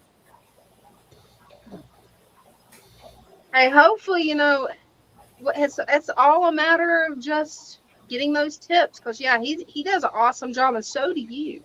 But I'm wondering if it's possible. I've never bred angels, but I know with my guppies, it's like my purebred guppies are like really harder to get as big of a spawn off of them as my guppy endlers. Like my guppy endlers, they keep reproducing so fast that it's insane. But my purebred koi guppies, for some reason, it's like I may have 3 babies to the other tank's 50, is what it seems like. Yeah, I've heard that the Red Devil koi angels were a little bit more sensitive. They were harder to raise. I don't know if that's true or not, because I'm just getting into them. But I've heard that they've been inbred so much to get those intense colors that they're genetically inferior. I don't know if that's true. It may just be that I'm making some mistakes. But I don't know. Maybe Greg can chime in on this. I know with my guppies, it definitely seems to be the case, because the purebreds, I don't get anywhere near the amount of fry as what I do in my mutts. I mean, I get like crazy amounts of fry from them. Yeah, the marble angels that I actually traded off my breeding pair of them, I just kind of got burned out on them. They would lay a couple hundred eggs, and I probably wouldn't lose a quarter of them. I'd wind up with 100, 150 fry every time and raise them all, to adulthood. But these different colors I've got, the blues, I had the one pair, and I think I showed y'all one night that my female developed some sort of wound just right on her side. It looked like she had scraped against something and took a little gouge out of her skin, and it didn't look bloody or anything. The flesh underneath looked fine, and I treated it with antibiotic ointment to prevent any infection. But after a few days, she just started hanging at the top like she was gasping for air, and she wouldn't eat anymore, and I wound up losing her. So Oh no, I'm sorry to hear you lost her. it happens. I mean, it's not unheard of for a fish to either get wounded or get sick and die. So I'm just going to keep trying. I've got 2 more young ones in there that are a little over a quarter size right now that I'm raising. And hopefully with the one large one that I've got, those 2 will grow up, and eventually I'll get another pair, because I can't really find these regular. Every now and then I'll see them in Chattanooga, but around here there's not anybody that's breeding those or supplying the pet stores with them, and so they're kind of hard for me to get, but eventually I'll have a pair. Hey, I can't wait till you do. That's going to be cool. Right. I got these 2. And they are beautiful. And They're about Lloyd Goodyear says that he loves your tank, Christian. Appreciate it, Lloyd. These 2 are about a dime size, and the kois are a little bit smaller. Oh, wow. But they just got moved out of the fry tank in here, so they'll start really growing now. Oh, yeah. Especially once I give them some room to swim. I got to do a major clean out tomorrow of plants and move them around. Hey, I can't wait to see what it looks like when you get done. Right. It'll look a lot emptier. All right. Till you give more plants. In half. And replant the tops and see what happens with that. Yeah, that's gonna look cool. And all this Delata, this octopus plant, it's growing out the top. I'm going to trim all of that back tomorrow too. So it'll look a lot different next time I show it. Can't wait. Oh, same. All right. Well, I'm going to back on. Give somebody else the opportunity to come up. Hey, it sounds like a plan. Thank you so much for coming up, Christian. I always love seeing your tanks and getting updates. Yeah, no problem. Thanks for having me. Thank you. Hey, you're welcome. Thank you. Bye. Bye-bye. If you guys randomly hear me go ow, it's because my little land piranha wanted back in the room. So I let her back in the room, and right now she's sleeping under my chair, but when she wakes up, you may hear me go ow. Because, yeah, I call her a land piranha for a reason. Yeah, she goes nibble, nibble. Right now, Bella's under the desk. I have her, we found one of her pillow beds, and I stuck it under the desk. So, yeah, she's asleep on her bed. Yeah, I've got a pillow down there for Nova, but she just wants to be right up next to my feet. Like, she's ignoring the pillow. She's like, okay. And it was funny. While Greg was showing his tank, or not Greg, while Christian was showing his tank, she got over there and one of my plants, she pulled it down. So I'm going to have a nice little mess to clean up. Oh, man. Because she's sneaky. I'm like, okay, just sit there. She's being good. And then she waits until I'm not paying attention, and then she does something. Yep. That's how they do it. She's just a baby. A big baby. Because she's already 23, a little over 23 pounds. So she's going to be a big girl. Oh, and Christian, the tank he was showing, what size is it? Right underneath. It's a 20. Oh, he's already got it. 20 tall. Oh, cool. I was thinking that was his 20 tall, but I wasn't sure. It's so hard to tell and gauge it on camera. It's more difficult. Now, I love the 20 longs. I've got a 20 tall. Dean's got a 20 long. And I swear we got the same exact light on both. But because the 20 long's shorter, it gets better light penetration, and the plants are just going crazy. I bet you take more plants from his tank. It's getting close. I'm going to steal some more plants. Yeah. Just see, casually, your plants are overgrowing. You need to trim your plants, Do you want me to help? And right. Snatch the ones you want. Right. Which is any of them that he doesn't want, because I will find a place for them somewhere in this madness in here. Right. But yeah, I still can't get over that my turtles are finally eating the duckweed. I've now started having to grow some duckweed outside to put it back in their tank, because they're finally started nibbling. Nice. And the duckweed has every time I add duckweed, it's like it's gone. I'm like, okay, you guys really like duckweed. I was surprised. I knew they would eat it because you've told me they would eat it, but they have been ignoring it for the first 2.5 years of their life. So I'm like, okay, eventually they're going to eat it. But finally, they're starting to act like turtles. And I don't think I put the video up yet. I actually got a video of them basking. They finally are basking right and together without killing each other. Nice. So that's improvement. Yes, it's a big improvement. I don't think I've seen that one. I think the last one I saw was you showing that Nova took your tank. Yeah, she did. I may have not uploaded it yet. I don't know if I have or not. Yeah, I may have not uploaded it. I've got a bunch of shorts on there that I need to upload. Like, I don't know if I uploaded the one. I think I did about the albino bladder snail that I got finally. I've been doing the same experiment. Yeah, you got that one? Yeah, I remember seeing that one. Yeah, now how did you do that? Well, I did the same experiment that I've been doing with my ram's horn snails to get pink ones and to kind of get ones that have a bluish tint to their shell. Is now the next experiment I'm doing. I want pink with a blue shell.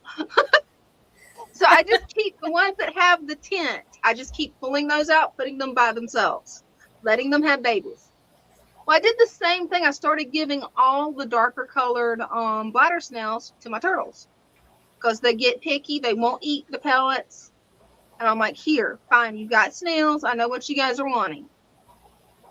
But I always held back the ones that look like they might eventually have albino ones. And I think I finally did it. It's got a pink mouth. It's got a white body. Yeah, that was really cool. It was, because there was somebody, I forgot who told me, it's like, you cannot breed an albino snail or albino bladder snail. And I'm like, okay, challenge accepted. I gotta try it. I didn't tell anybody about it because I'm like, this probably isn't gonna work. I'll wait until it works, then I'll tell everybody. I think it was somebody in a Facebook group that said there's no way you can do it. Well, see, and you proved them wrong. Well, I had to try. Especially with as many bladder snails as I've got, it's like I had to try it. Right. But yeah, eventually I'll have to do it between times that this puppy is asleep because I've got to teach her to be calm in the fish room because of how big she's going to get. Because earlier she was doing zoomies in here. It was like, oh God. That is a challenge. That's going to be a challenge. Yes. It definitely is. Big dog in a tank room. Now, the good thing is she does pretty well with it because, like, right now, she's under my chair asleep, half under the chair, half under the desk asleep. Usually she'll just sit there and watch the fish tank, but she's learned to open the lid. Oh. She has figured out how to open the lid. She actually picks the handle up, raises it, and she's figured out that if she pushes her nose just right, she can get it all the way open. And I'm like, oh, no. Don't do it. You've got a whole bowl of water. Don't drink my fish tank water, puppy. No. Yeah, but that bowl of water is just plain water. This is fish tank water. Right? That's what she's like. This is seasoned water. I want this. It's better. It has little treats in it. Right? And she loves watching the guppies, but then when the guppy gets right up to the glass, she goes, I'm like, okay, not swimmy snack. No, do not eat the guppies. So I never leave her in this room alone. I'm training her slowly to be like, okay, be calm in the fish room. It's okay. That is your fish tank. Watch the fish tank. Don't run around in circles. So I just get in the floor with her, play tug of war a little bit to get some of that energy out. And then she usually gets under there like she is now. She's passed out. Like, she is utterly passed out. Yeah, I have to do that once I get home. Bella will sit there. She'll watch me. She'll follow me to the bathroom. She all over the house. She'll play with her toy. She'll get her chew toy. And just when I get in the bed and I get comfortable, she watches. And as soon as I get comfortable, she jumps on me with her toy that she loves to play tug of war with. And she has one, and she will bring it every time. I can sit there, hold it, and she'll, wants to play tug of war, and she'll lose her grip, and I'll have it, and then I'll start teasing her with it, and she'll watch it. At first, she tries to jump at it, but then she watches it. So I have to end up throwing it because she's not going to go after it anymore. And she'll go get it and bring it back right in my face again. She's like, no, it's tug of war time. And she'll sit there and hold it in my face. She'll come up in my face and hold that in her mouth until I grab it. And then she starts pulling. And like, half hour of tug of war. And then she's ready to go to sleep.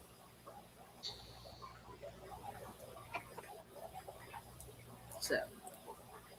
Yeah, this one, because you got to keep in mind, it's a 10-week-old puppy. It's still a baby. It has not learned not to latch onto your pants legs. Right. But keep in mind, it's also a 23-pound puppy. So I just woke up.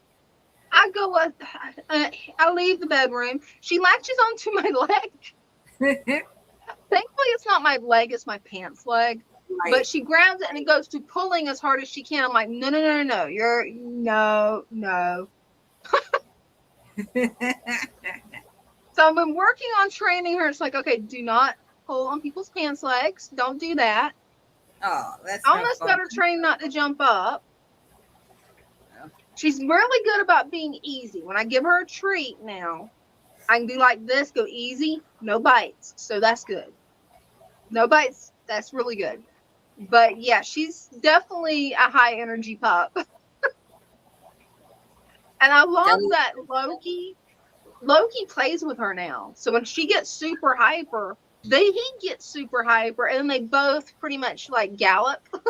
It sounds like two horses in the house.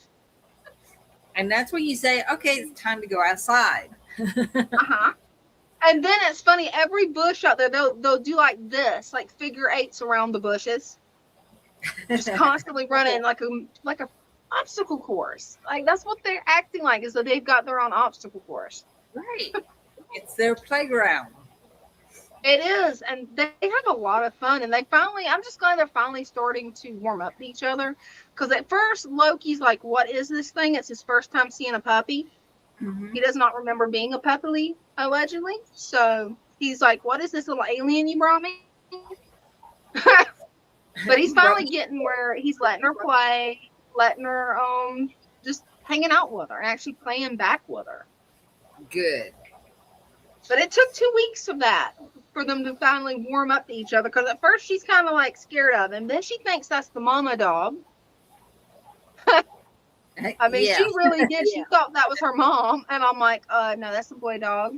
No. Wrong parts. Right?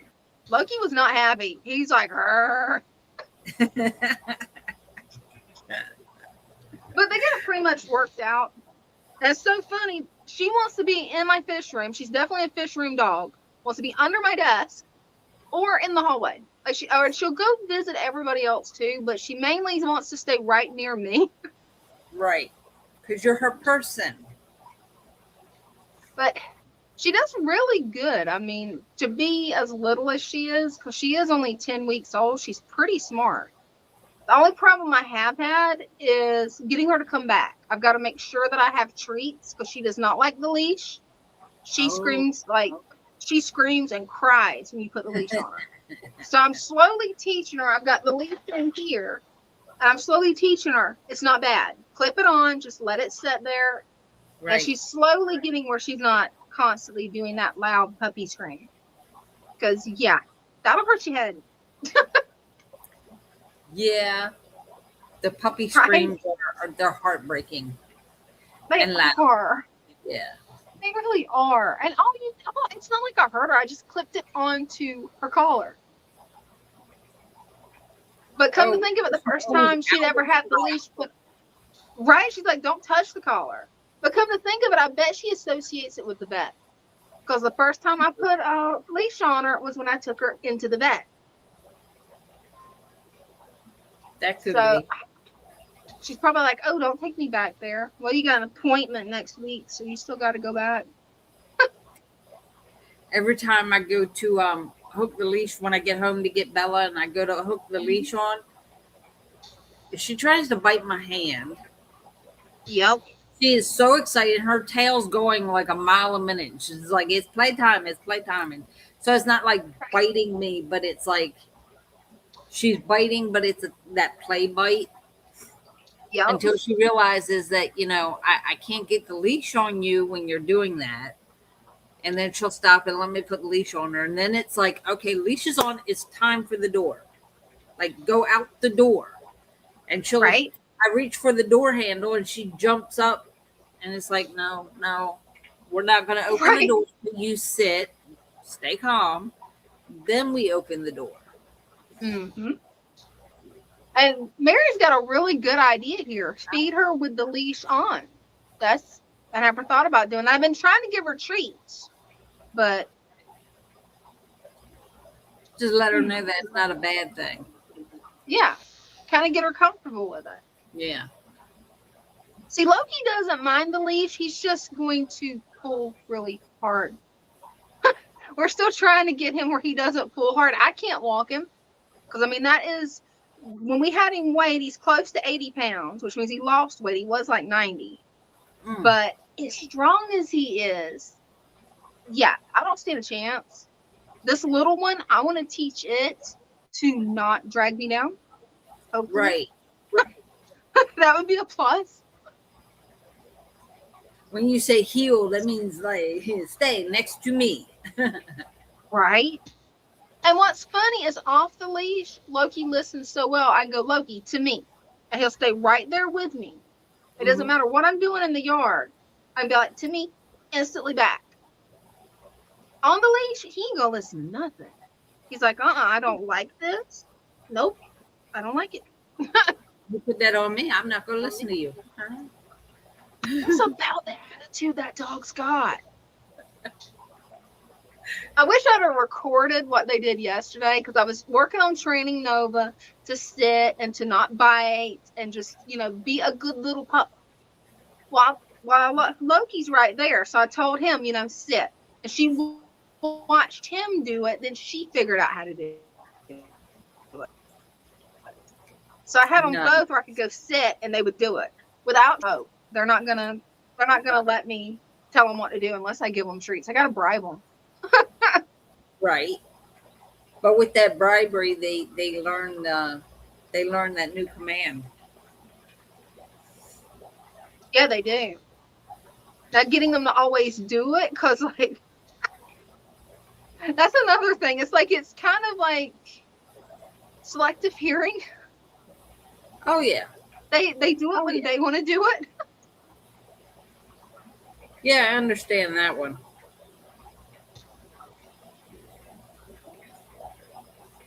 Yeah, this little thing right now, it's being so sweet and cuddly. I know in a second it's gonna bite my foot. I know it's gonna happen. Yeah. But it's not one of those deep sleeps because if I move, she'll be awake like that. Oh yeah. Be like, okay, where are we going? What are you doing? Where are you going? Right. She makes sure I don't go very far. Oh yeah. Nova's definitely a shadow. And so's Bella. Like they're gonna shadow us wherever we go.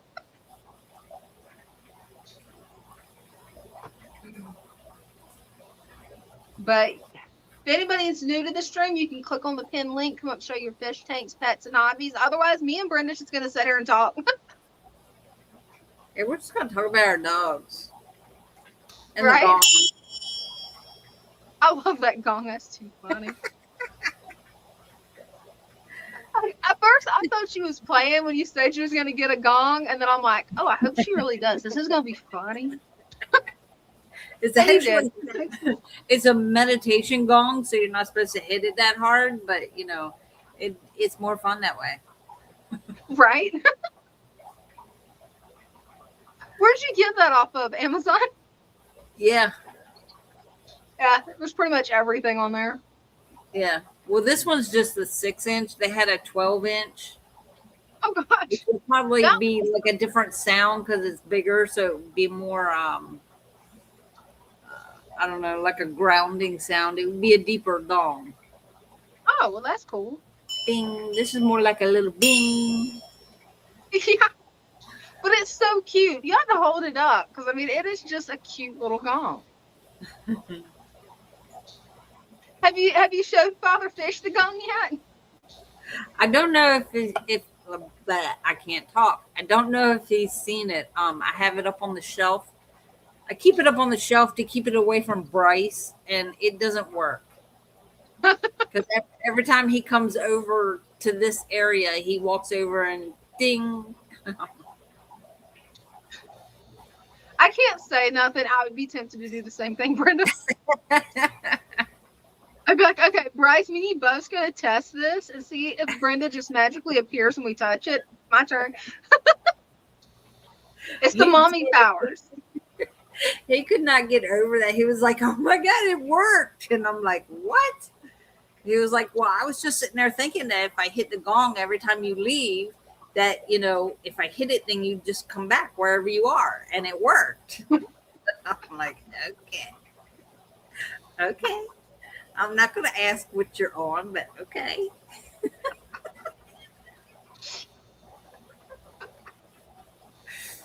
That's too funny. That's one of those things, Brenda. If you can catch him doing it, you can record that and put that on your channel. Well, the problem is my phone is always somewhere in this room. Yeah. Like on the desk or the table or in the back. And I never have my phone near me when he does it. Oh, man. You're going to have to start carrying it on you just so we can get a video clip of that, because that'd be hilarious. It's funny because he tries to be sneaky. Like he just comes over to the desk like he's looking at the computer. He's just standing there. Next thing you know, you hear this ding. And I'm like, oh, God. How many times a day do you hear it? A couple times a day. Yeah. And as soon as I hear it, I just look at him and he just starts smiling. I just want to see if it works. But it's fun. And I'm like, oh my God.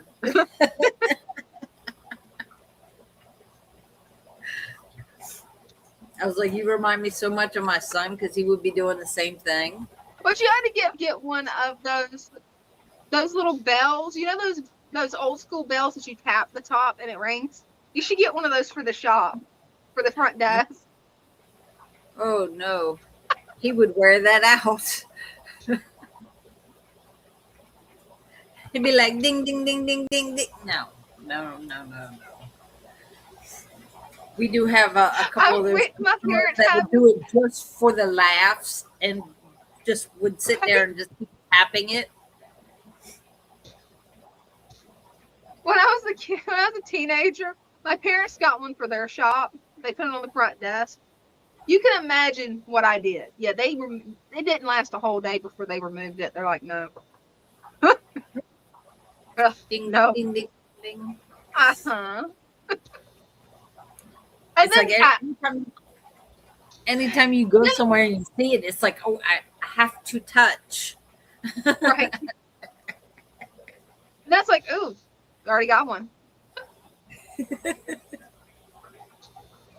Man. I could say something, but I won't. I'm nice.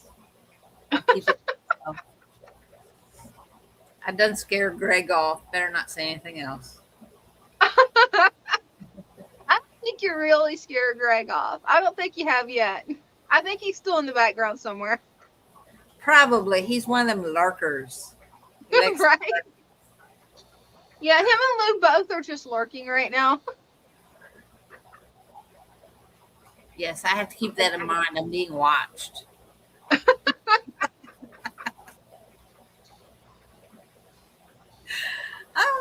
I should get more sleep tonight than I did last night. I hope so. 2 hours sleep, that's really not enough. I was home in plenty of time. I just, once I laid down and got comfortable, and I was tired. I was like, I'm really tired. I'm finally going to get a lot of sleep. No. Right? No. Sleep did not come. And I'm like, why? Come back. Well, you can't blame it on the moon this time because it's not a full moon. It's not. It's a little crescent. I did see that in the sky. It's a little tiny crescent, and there's a really bright star above it and one right below it. It's so cool. It's like they're in alignment. Oh, that's cool. It was really cool. So no, it wasn't the moonlight coming in the window or a full moon or anything like that, but I don't know what it was. Don't know. But hopefully tonight you'll actually get like at least 4 hours sleep, hopefully. That's the goal. Yes. That is the goal. Stay tuned for more, but that's the goal. You got to eventually break your record of 5 hours. You got to go to 6 hours. I don't know. That's a hard one. You can do it. I got faith in you. I haven't seen 6 hours of sleep in so long. And it's not even when I get 4 hours, it's not a straight 4 hours because I keep waking up. Yeah. Yeah. So most of that 4 hours is like light sleep because the tech thing, it tells you light sleep, deep sleep, REM sleep.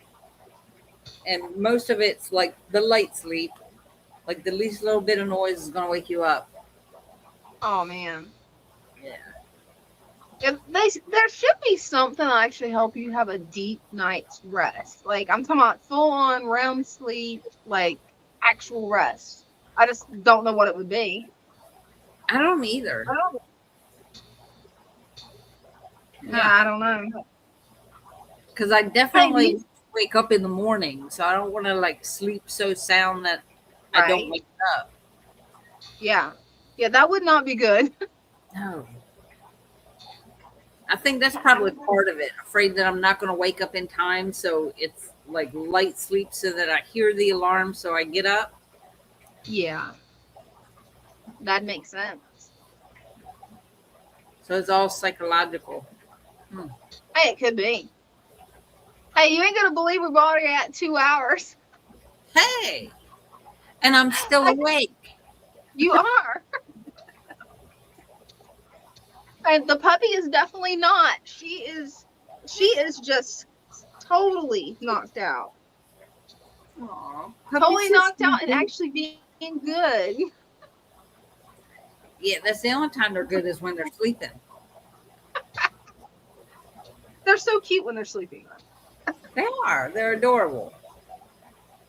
Yeah, I just think it's funny that I don't know if it's a German Shepherd thing or if it's just a big dog thing. I don't know. But when I first got her, the first day, super cuddly, just wanting cuddles. That was it. You know, it was her first day away from her pack. Now she views cuddles as like a punishment. She does not want cuddles. She does not want to be in your lap. She'll go press her body next to you, and that's her way of cuddling. Right. Like her putting her head on my foot. Like that is her idea of cuddling now. Bella goes through phases. Like most of the time, she's like, "No, as long as you're here, I'm good. I don't want to cuddle." But then there's times she's got to be in my lap, like you've seen it when we're live. Well, right now she's like under the desk.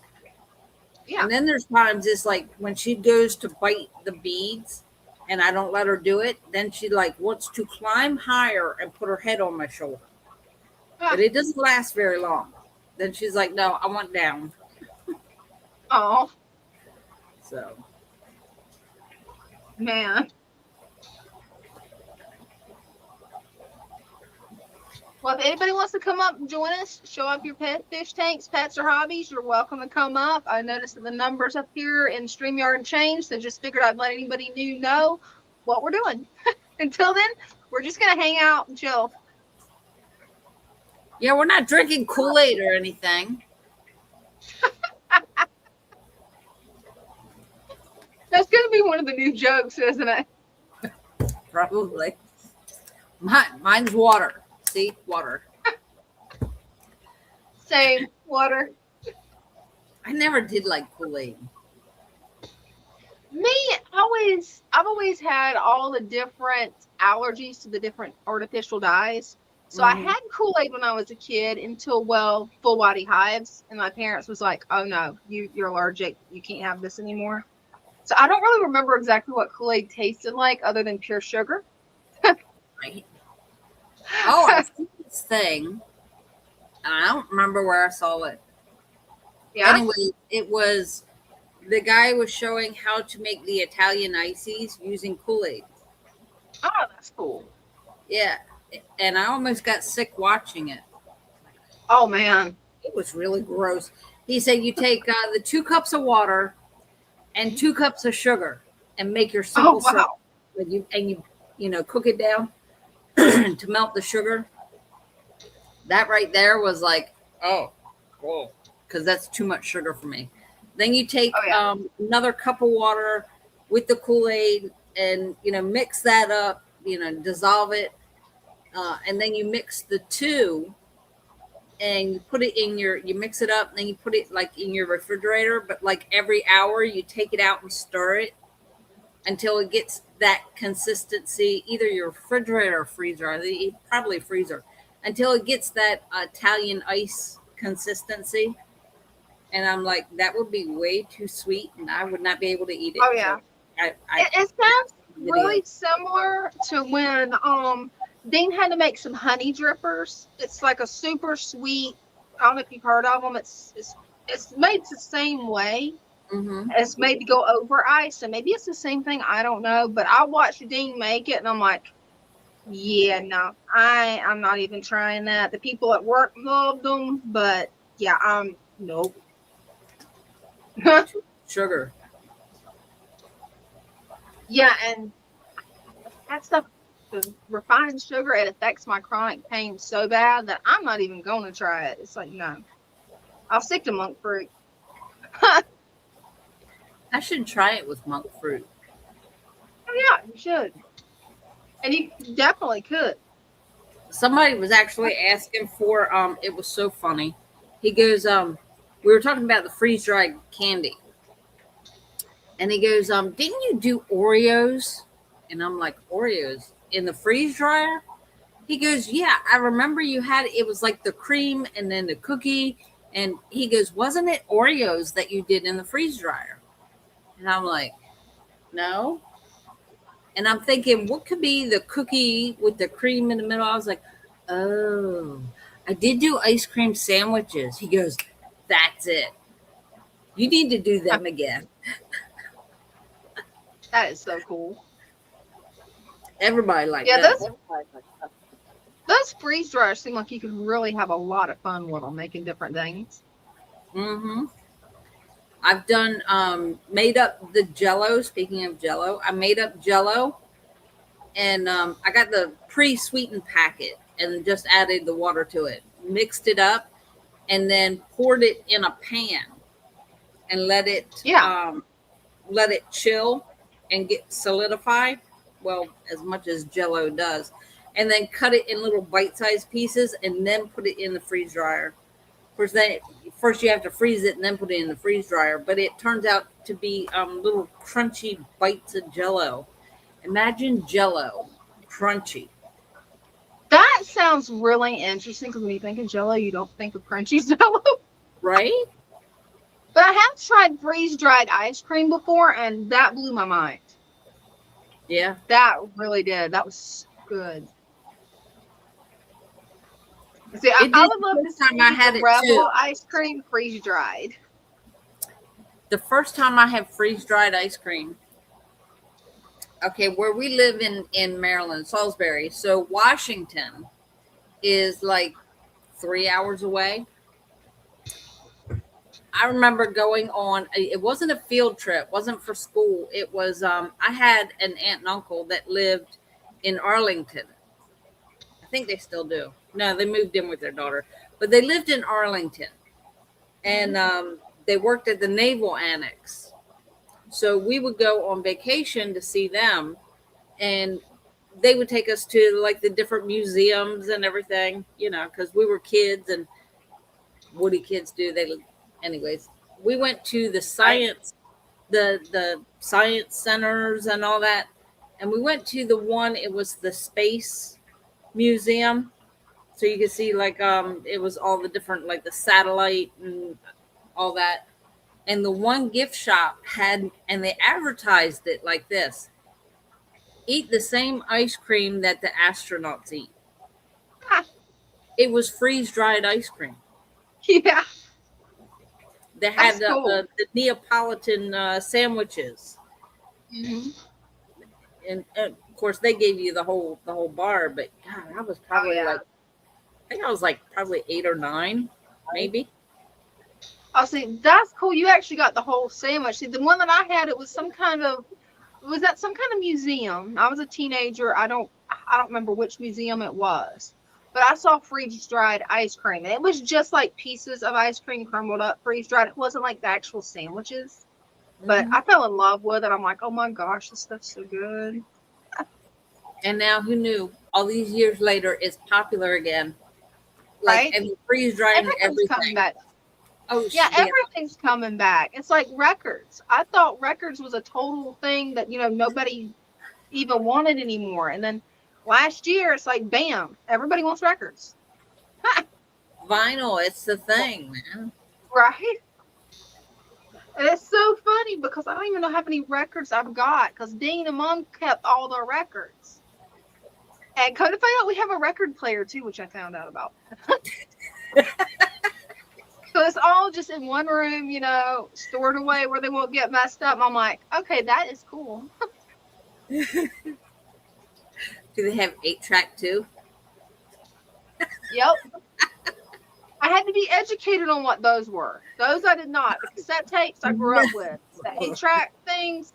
I'm like, how do you get this to play? And they just laughed at me.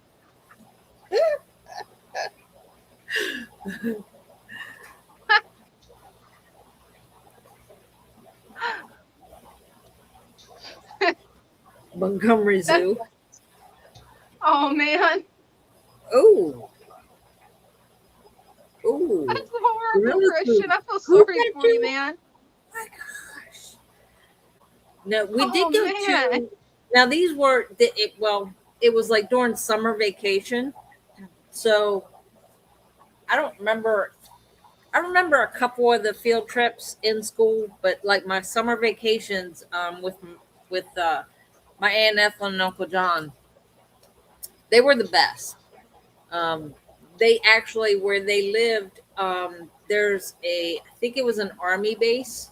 I think it's an army base that's right behind the Arlington Cemetery. You could see the Arlington Cemetery from their back door. That's wild. That was pretty wild. And so, like, they would go to work and they're like, y'all behave. And we're like, well, can we go see the changing of the guards? And they're like, yeah, just behave. Like, don't get in any trouble, go and then come back.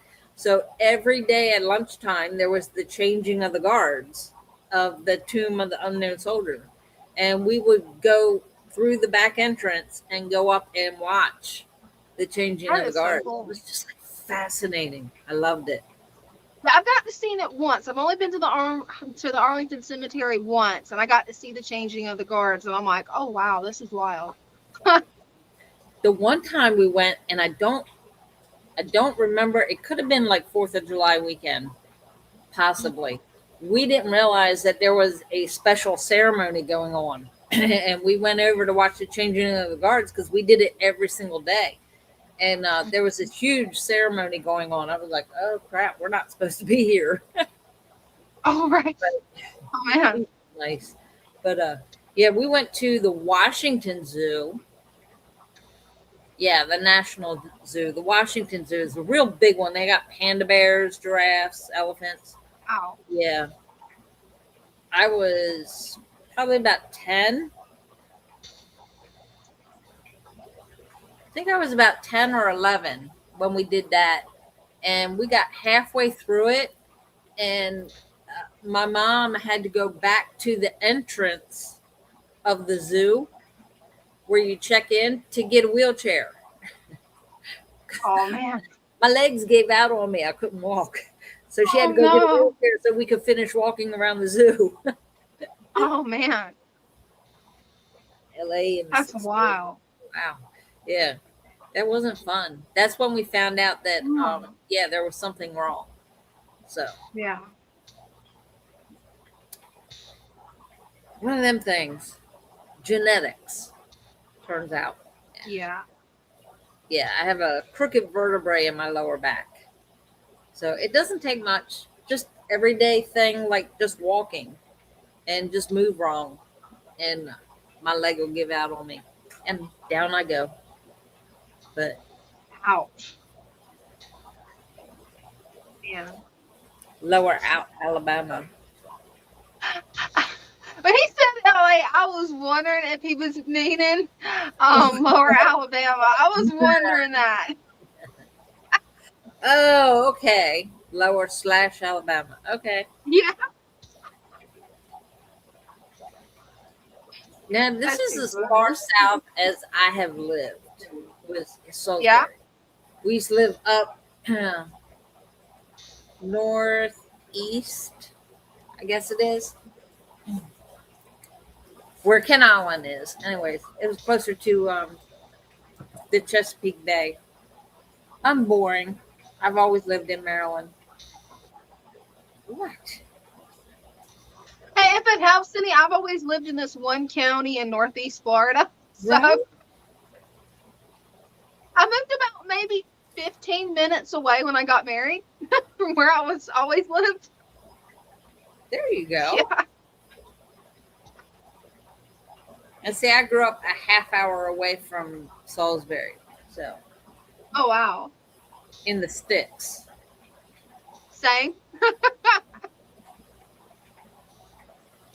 Way And down. thankfully, I still live in the middle of nowhere. I'm happy. Right. I don't know. I've The only kind of hard- the only- everything being 2 miles away. The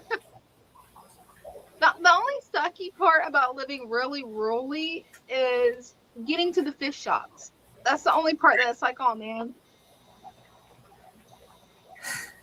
It's like, She's having a Yeah, I have moment. oh.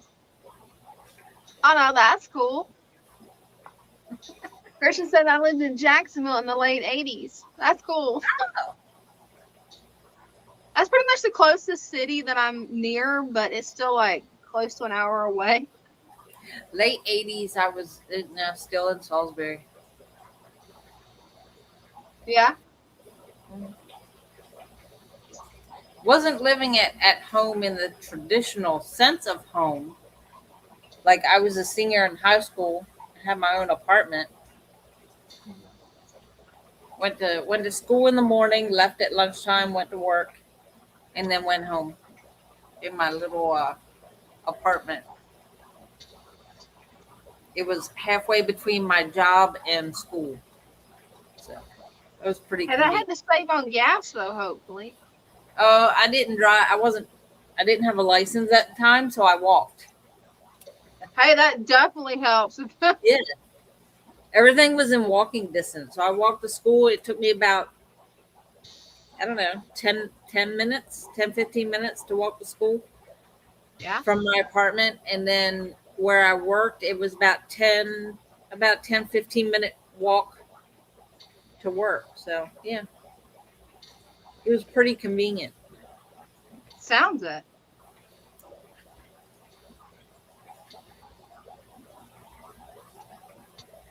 I'm still surprised I haven't got bit yet, you guys. She's still asleep. I'm waiting to get bit. This one's She's gonna wait. She's gonna wait until I least expect it, then she's gonna bite my foot. I know that's what's gonna happen. She's like, okay, she's not even thinking about it. She's done forgot I'm here. Now's the time to attack. Yep. She's sneaky like that. That's what she'll do with Loki too. Loki will be sitting there minding his own business, and then bam, she pounces on him. Then both are doing zoomies. Very loud zoomies. Right, I can imagine. This one, You we got just one- get out of the way. Pick your feet up because she will run them over, and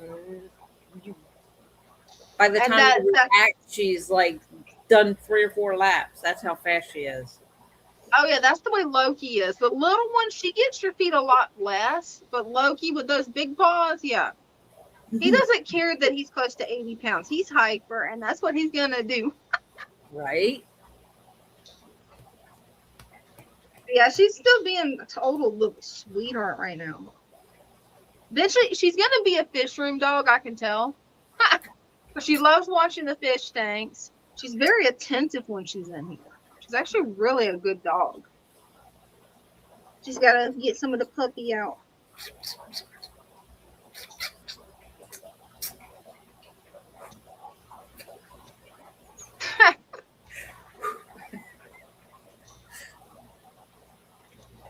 Christian says, me and my uncle used to go cast netting for shrimp in Green Cove Springs. Oh, that's cool. That sounds like That'd be fun. a lot of fun.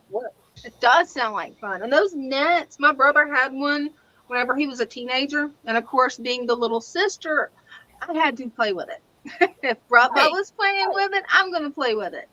Yeah, it is not that easy to cast one of those nets. I never could do it. He could throw it. He kept practicing, and it would just open up perfect. Me, I gave up.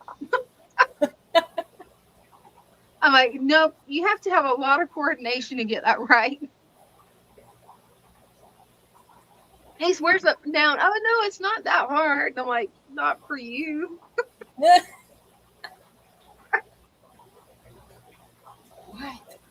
I didn't do anything. Actually, after you, Brenda. And she's going to get you right now. It's kisses, and in a second, it's going to be bites. Right. It looks like the numbers on here have changed some. So if there's anybody that's new to the stream, you're welcome to click the link and come up and show off your fish tags, pets, or hobbies. You're welcome to. Otherwise, me and Brenda's just going to sit here and chill. What you got going on? Like nobody else has anything to say. Right? Like, what's up with you people? They're scared of your gong. Aw. See what you did, Greg? You just ruined it for everybody.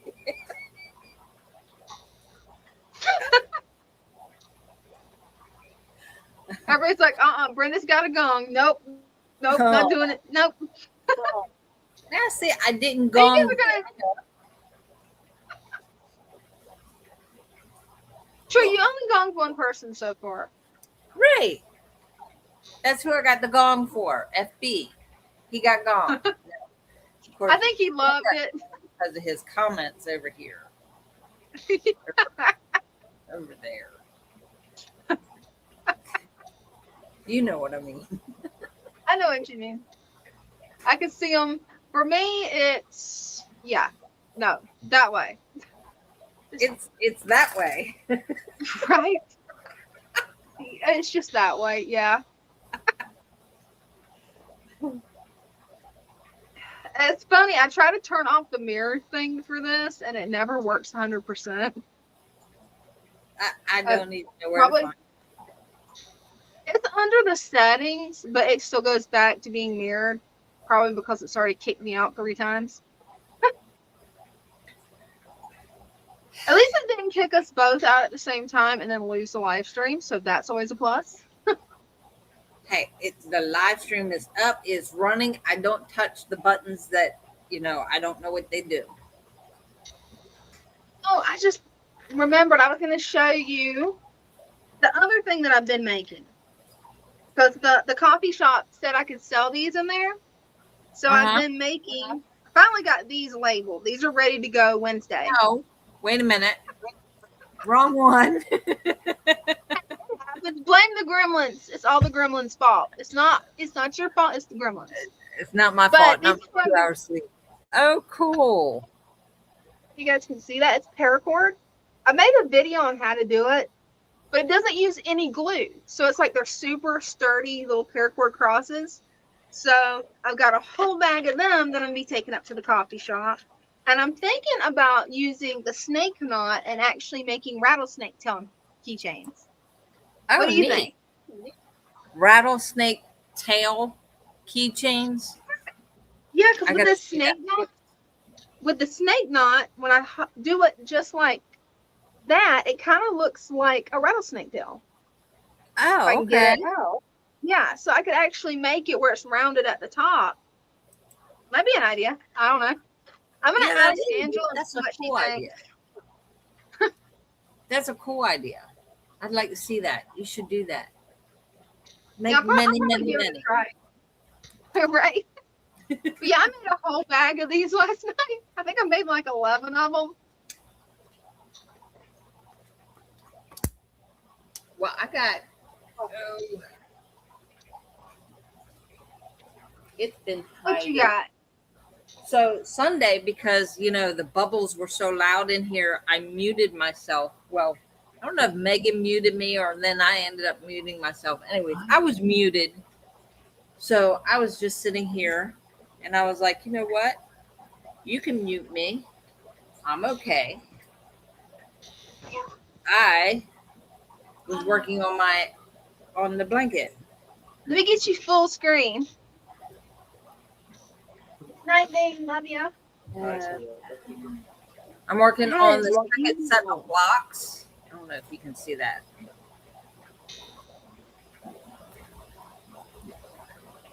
So what's knit here is going to be the same number of rows, and I'm doing 10. So it's 10 across, 10 up.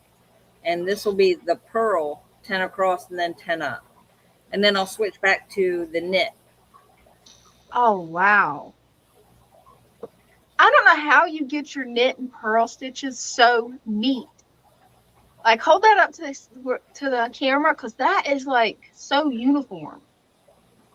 My knitting never turns out like that, Brenda.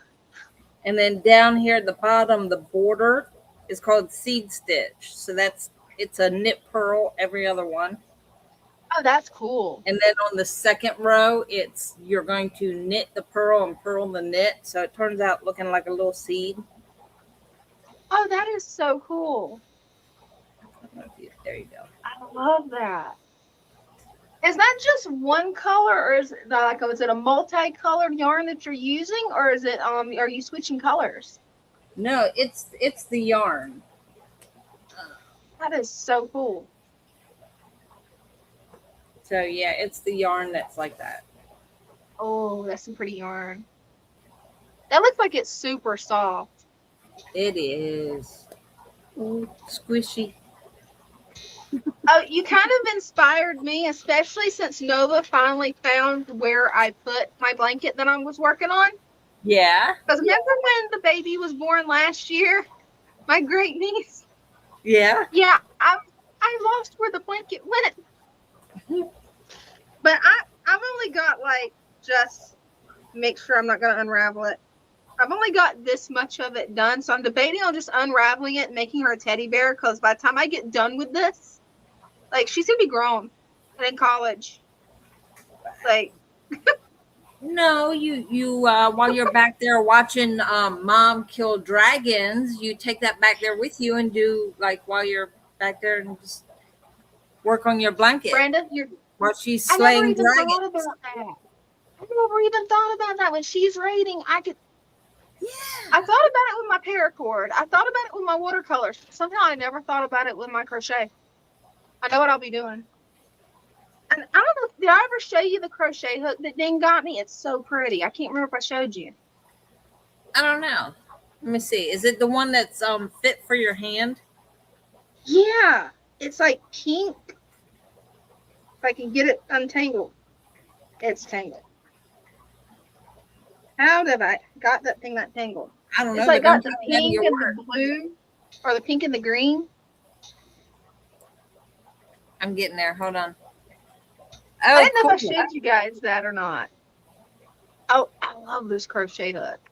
It just fits so good in your hand. Right. I tried the ones that my niece-in-law got me, because it's something that goes over your crochet hooks. It's like a silicone thing, but it made it too large for my hands, because the silicone thing is I don't know, the size of the bottle cap. So it made it really awkward to try to do it. But I love that one. Yeah, I like those ones that have where you hold it, it's wider. Mm-hmm. It's easier on your hand. Oh, it is. Especially since it helps your hands hardcore, because in my right hand, I've switched back and forth with my crochet and my knitting, and you can tell it with knitting. If I knit left-handed, looks perfect. If I knit right-handed, yeah, that turns into a monstrosity. I can't crochet right-handed, but I can switch with the knitting. I can switch back and forth. I see, that's cool. I can only do one. I can only do my left.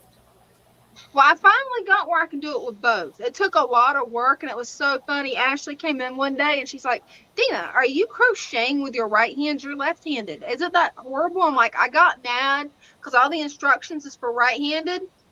It was before Ding showed me how I could switch it over to being left-handed. So I got mad and got stubborn and sat there and just did little squares, undid it, and then redid it until I got where I could do it. It was a nightmare. That's what it would take. There was bad words involved. I don't know. It's just it's a weird feeling to.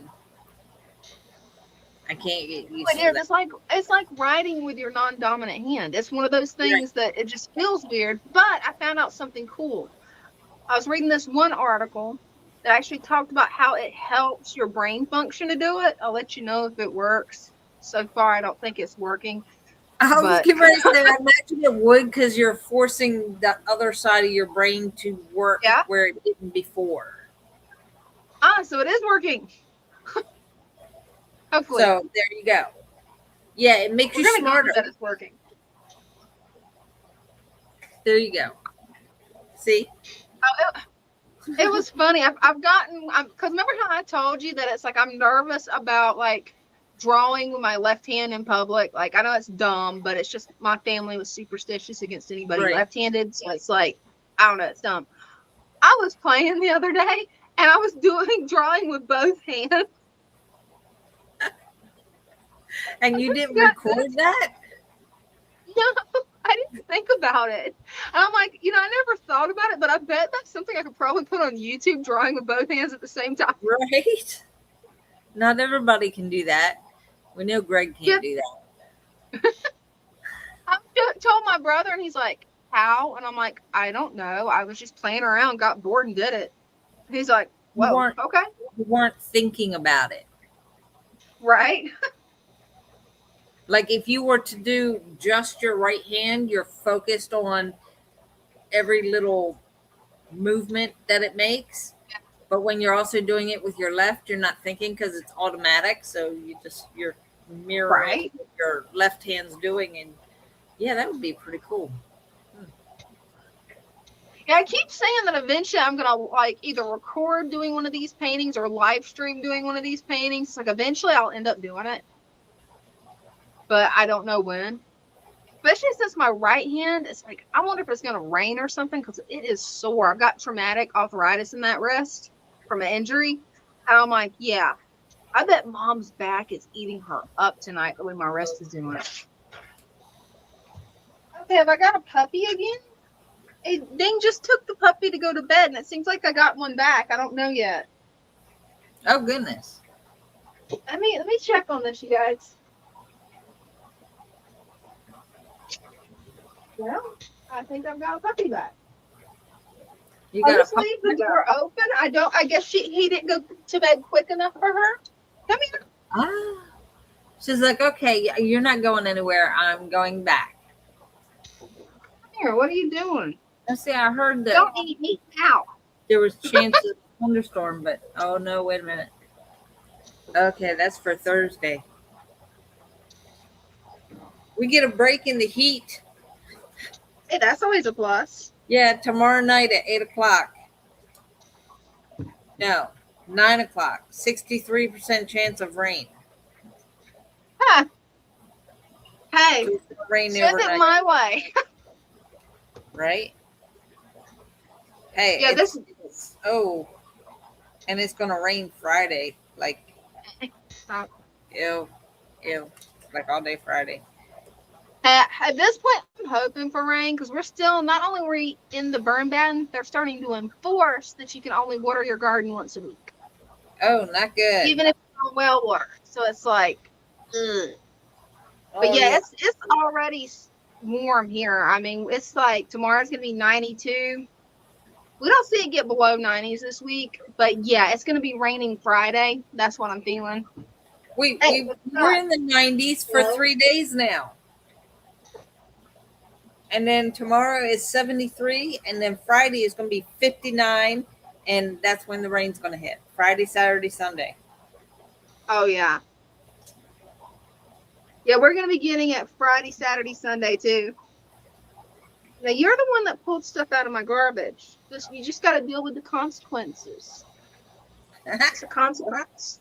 It's a consequence. You got to be in my lap now. Poor I swear, baby. she is so big for a 10-week-old puppy. Like, she's the size of her head next to mine. She's a big girl. And those paws. Yeah, you got big paws. No, you're staying. No, I'm not letting you down. You got your down rights revoked. You got it revoked. Because you turned over my garbage can. Yeah, my plant while I'm live streaming. You're so sweet. Okay, I'll let you know. Aw, that was so pitiful. I know. That's her little puppy cry that she does. Okay, she's out of the fish room. I am waiting for her to grab the cords that goes to my heaters or my lights, something that I've got set up in here. Snatch and grab them and run. I caught her once. That the cord's down there. I caught her, and I'm like, no.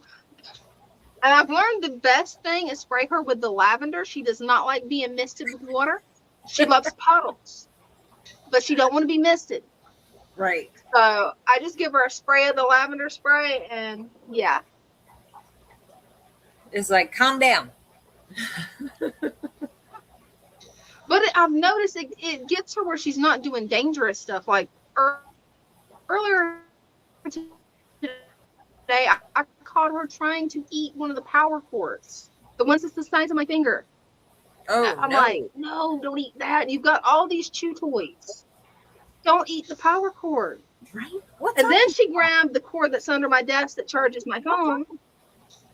I don't know why they want to grab power cords. It's like, what's with a puppy and grabbing power cords? I don't know. They have Especially all when I've these got toys everywhere for them.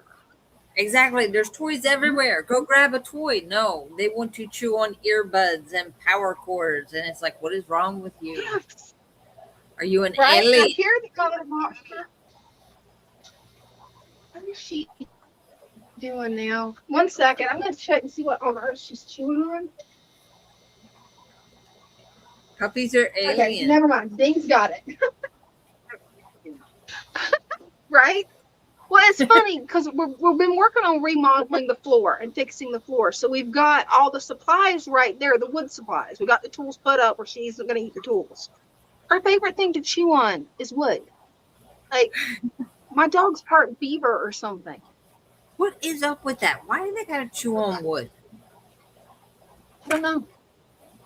I do not know why it is their instinct to do it, but What was it? maybe it's because like they are descended from wolves, and the only thing wolves would have to chew on would be like sticks, logs.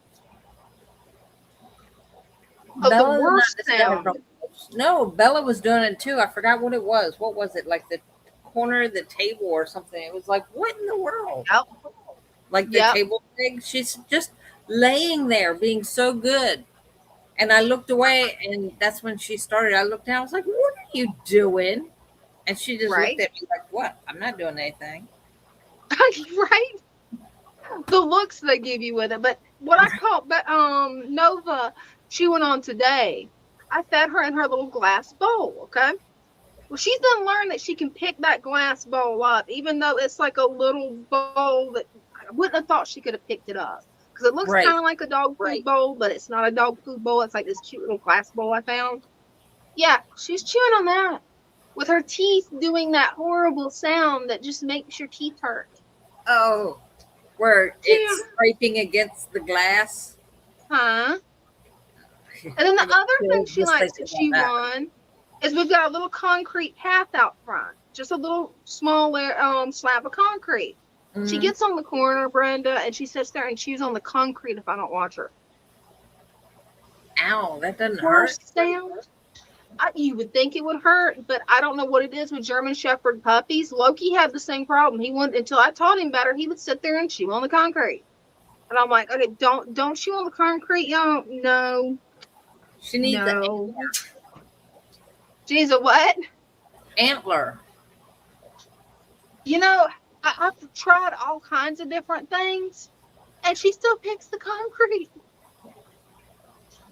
Like, she just wants the concrete. I'm like, no. It's crazy. But definitely will be using your idea of crocheting back there. I do that when I'm sitting here and don't have anything to do. I'll pick up my knitting and do a little bit. Yeah. I don't know why I never thought of doing that. It's kind of funny. You're not going to believe this, Brenda. We're almost at the 3-hour mark. How you feeling? I'm wide awake, but do we have lurkers or stalkers or something? Because nobody's talking. No, nobody's talking. We got 9 people watching, and everybody's silent. Are you sure? Like, are those numbers? They got to be wrong, right? We're here by ourselves. Actually, when I hover over it, we've got 7 on YouTube and 2 on my X account, which is way more than what we have whenever I stream to Facebook for some reason. Which is crazy because I uploaded a video of Nova to Facebook. That got over 1,000 views. I upload the same video to YouTube, and last time I checked, it's only got like maybe 30. I'm like, what on earth is the difference here? I don't know. I was one of the people on YouTube. I mean, on Facebook. I was the one on Facebook. When I get on there, I was like, oh, look, it's Nova. And then, because you'll have like 3 videos right in a row. Yeah. And then when I remember to post them, that's usually what happens is I just drop a bunch of videos. I need to actually do that regularly instead of like video bombing everyone. Yeah. And throw them up on TikTok too. I always forget about that. I need to put them on TikTok. I always forget about getting on TikTok. I remember Facebook. I'm on TikTok every morning with morning. I don't have my coffee cup. I have morning coffee. Yeah, I think we've actually got a link to your TikTok in the description. I think. Oh, that's scary. We should have. Why is that scary? I don't know. Your channel's awesome. Your TikTok would be the only reason I would get on TikTok because I've gotten so disgusted with TikTok what comes up. I'm like, what are they doing now? Why? It's total brain rot. Some of the new trends are actually pretty funny. Yeah, and fun. I haven't seen fun them. To do. Like one of the things you can do is called an AI cast. So when you start it, you go in there to start it. I think you have to go in through your homepage. You go in there and to do the AI cast, and it takes a picture of your face, and then it tells you to turn to the right, and it takes a picture of your right, then turn to the left, and then you have to talk. Like it gives you numbers, and all you have to do is say the numbers, and then it does its thing. It's generating, it's AI generating, and it's you in AI. Sounds like you and everything. And then what you can do when you go to make a post, you hit the little it's not the AI, but it's the little circles on the right. You click that, and then you can put like you or anybody else that has the AI cast. It'll be like a whole line of your friends that have the same thing, and you can either go by yourself or you can pick up to 2 people to be in the video with you. So you pick the names, and then you say what you want to be doing. Like a fun day at the beach. You write a fun day at the beach, and then you let it generate the video. And you can, you send it to your draft so it can generate the video, and then it lets you know that your video is ready. And it's you and your friends having fun at the beach, like running into the surf and having ice cream and and it's so fun. It's really cool. That's cool. I swam with the dolphins. That's awesome. I'm gonna have to get on there and check that out. I was in a wetsuit and everything. I went swimming with the dolphins. It was really cool. It sounds it. You know who would absolutely love that? You got to show Lou that. He's gonna trip out and love that. Like he will. He will love that, especially if you can get it to like you and him doing the AI together. He'd love that. He would have to see. That's part of the problem. We can't get into the TikTok account because the person that has the email that's attached to it keeps changing the password, and then she forgets what the password is, and like nobody can get into the account. There should be a way to be able to restore that. I don't know though. I don't know. We've tried. It's just, it is what it is. Man. She is hyper. No bite. No bite. You see, no bite. Right? And she's like, "Yo, I'm gonna bite." Nope. She's gonna get you, Brenda. It's really not mean. It's just no bite. She gonna get you. She's like, "Yes, bite." That's what I do. Is I bite. She picked her head up, just cut her eyes at me. I was like, no bite. No bite. If it helps any, Brenda, that was me earlier while I was studying for my ethics class because I finally started it. I'm like, okay, this time I'm not going to procrastinate and have to do it 100 and something days in 30. I'm going to do it every day. Well, Puppy got hyper. I'm listening to a lecture, so I finally got on the floor and just ended up playing with her. But yeah, she's constantly biting. Mm-hmm. Don't cut your eyes at me. I didn't do anything. Oh, she blames you. She's like, it's all your fault. I'm just hugging and squeezing. Good thing I didn't call you George. I was just supposed to go there. I was. Hey, Victor C, thanks for watching. We're actually at 3 hours almost, Brenda. We got 4 minutes. 4 minutes, and then we're 3 hours. Imagine that. And I only gonged who? Greg. I didn't really gong him because he never came up because he's chicken shit.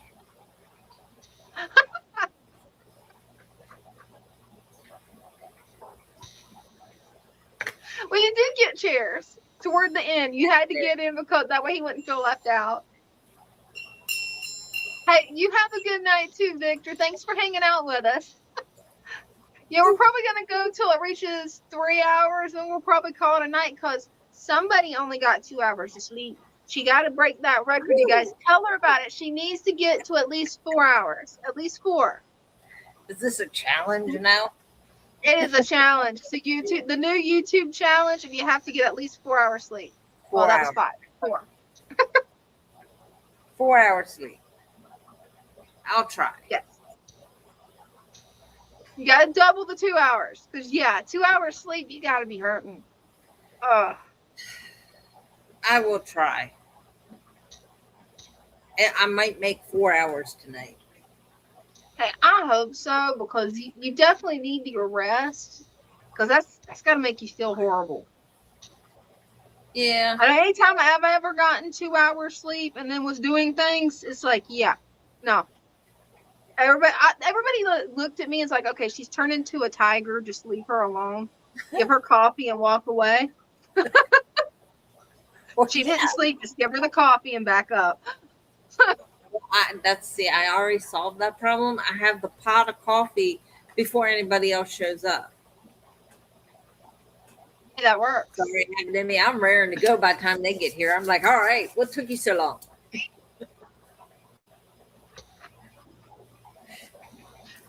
Hey, that's the way it goes. And about mid-afternoon, I'm like, oh, God. Usually by that time, my back starts hurting, so it's like, I just want to sit down. I don't blame you. And then back it's like, pain is one of the worst pains you can possibly have. You want to sit down to relieve the pressure on your back, but then your legs, your feet and your legs are hurting at the same time. But then, if you sit down for more than 5 minutes, you don't want to get back up. Right?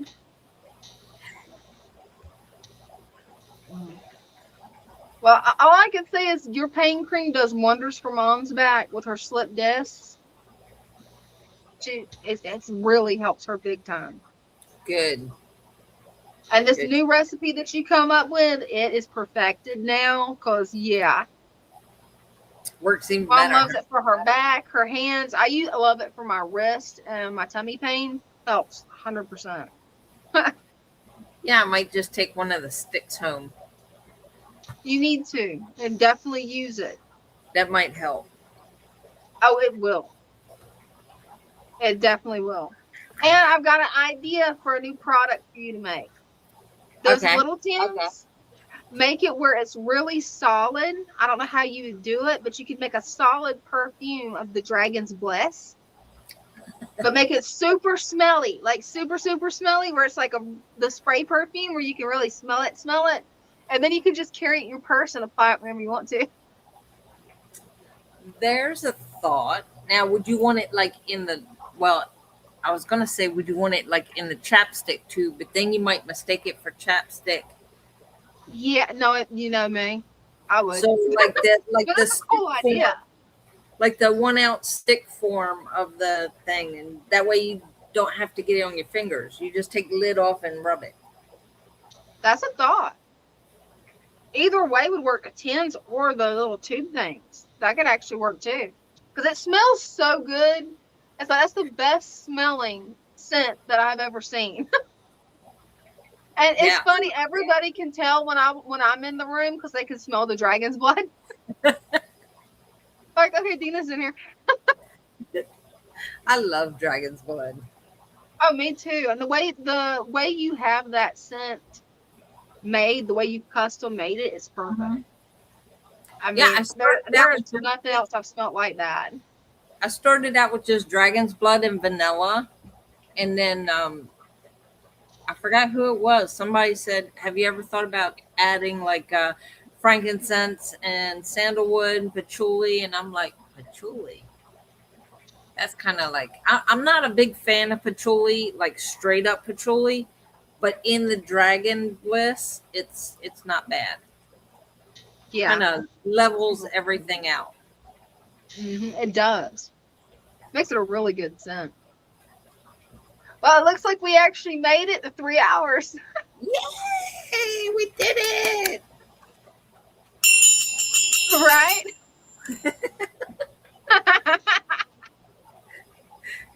Oh, she came running. You're going to have so much fun with that girl. Huh? Bella was in the other room.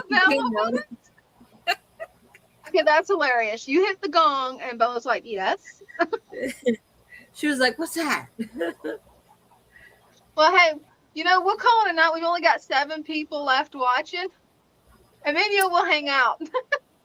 All right. Sounds good.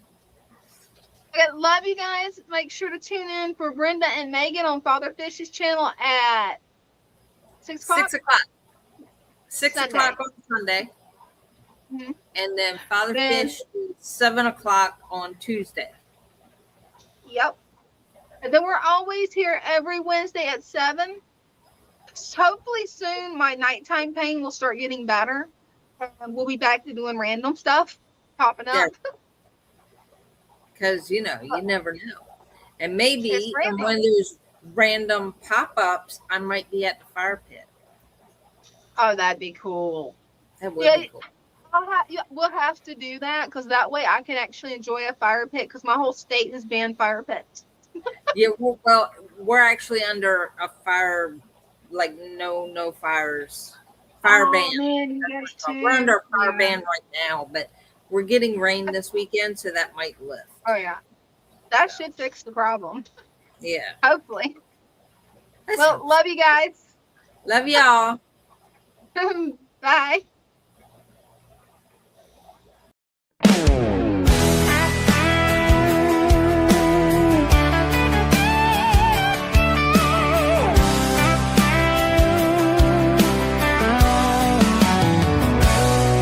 In the stillness of the water, where the lilies sway, driftwood whisper secrets of the life at play. Colors dance like fireflies in a summer night. Nature's harmony glowing, everything feels right. Why chase those fancy labels, all that price and fuss, when nature does the magic? It's all about the trust. Swamp embrace where the wild hearts roam. This aquatic Eden, we have found our home. Colorful companions swimming side by side. With each gentle ripple, let our spirits glide.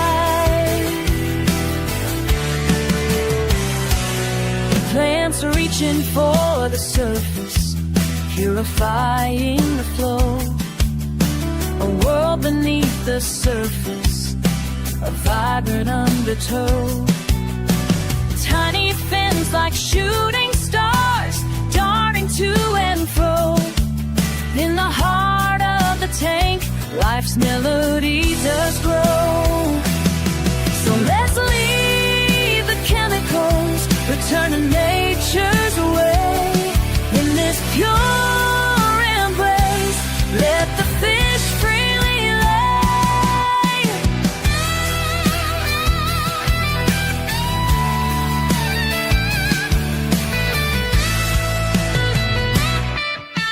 Swamp embrace, where the wild hearts roam. In this aquatic Eden, we have found our home. Colorful companions swimming side by side.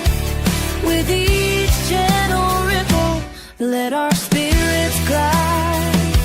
Together in this cootie, we find our peace. In the swamp's embrace, all worries cease. Together in this beauty, we find our peace. In the swamp's embrace, all worries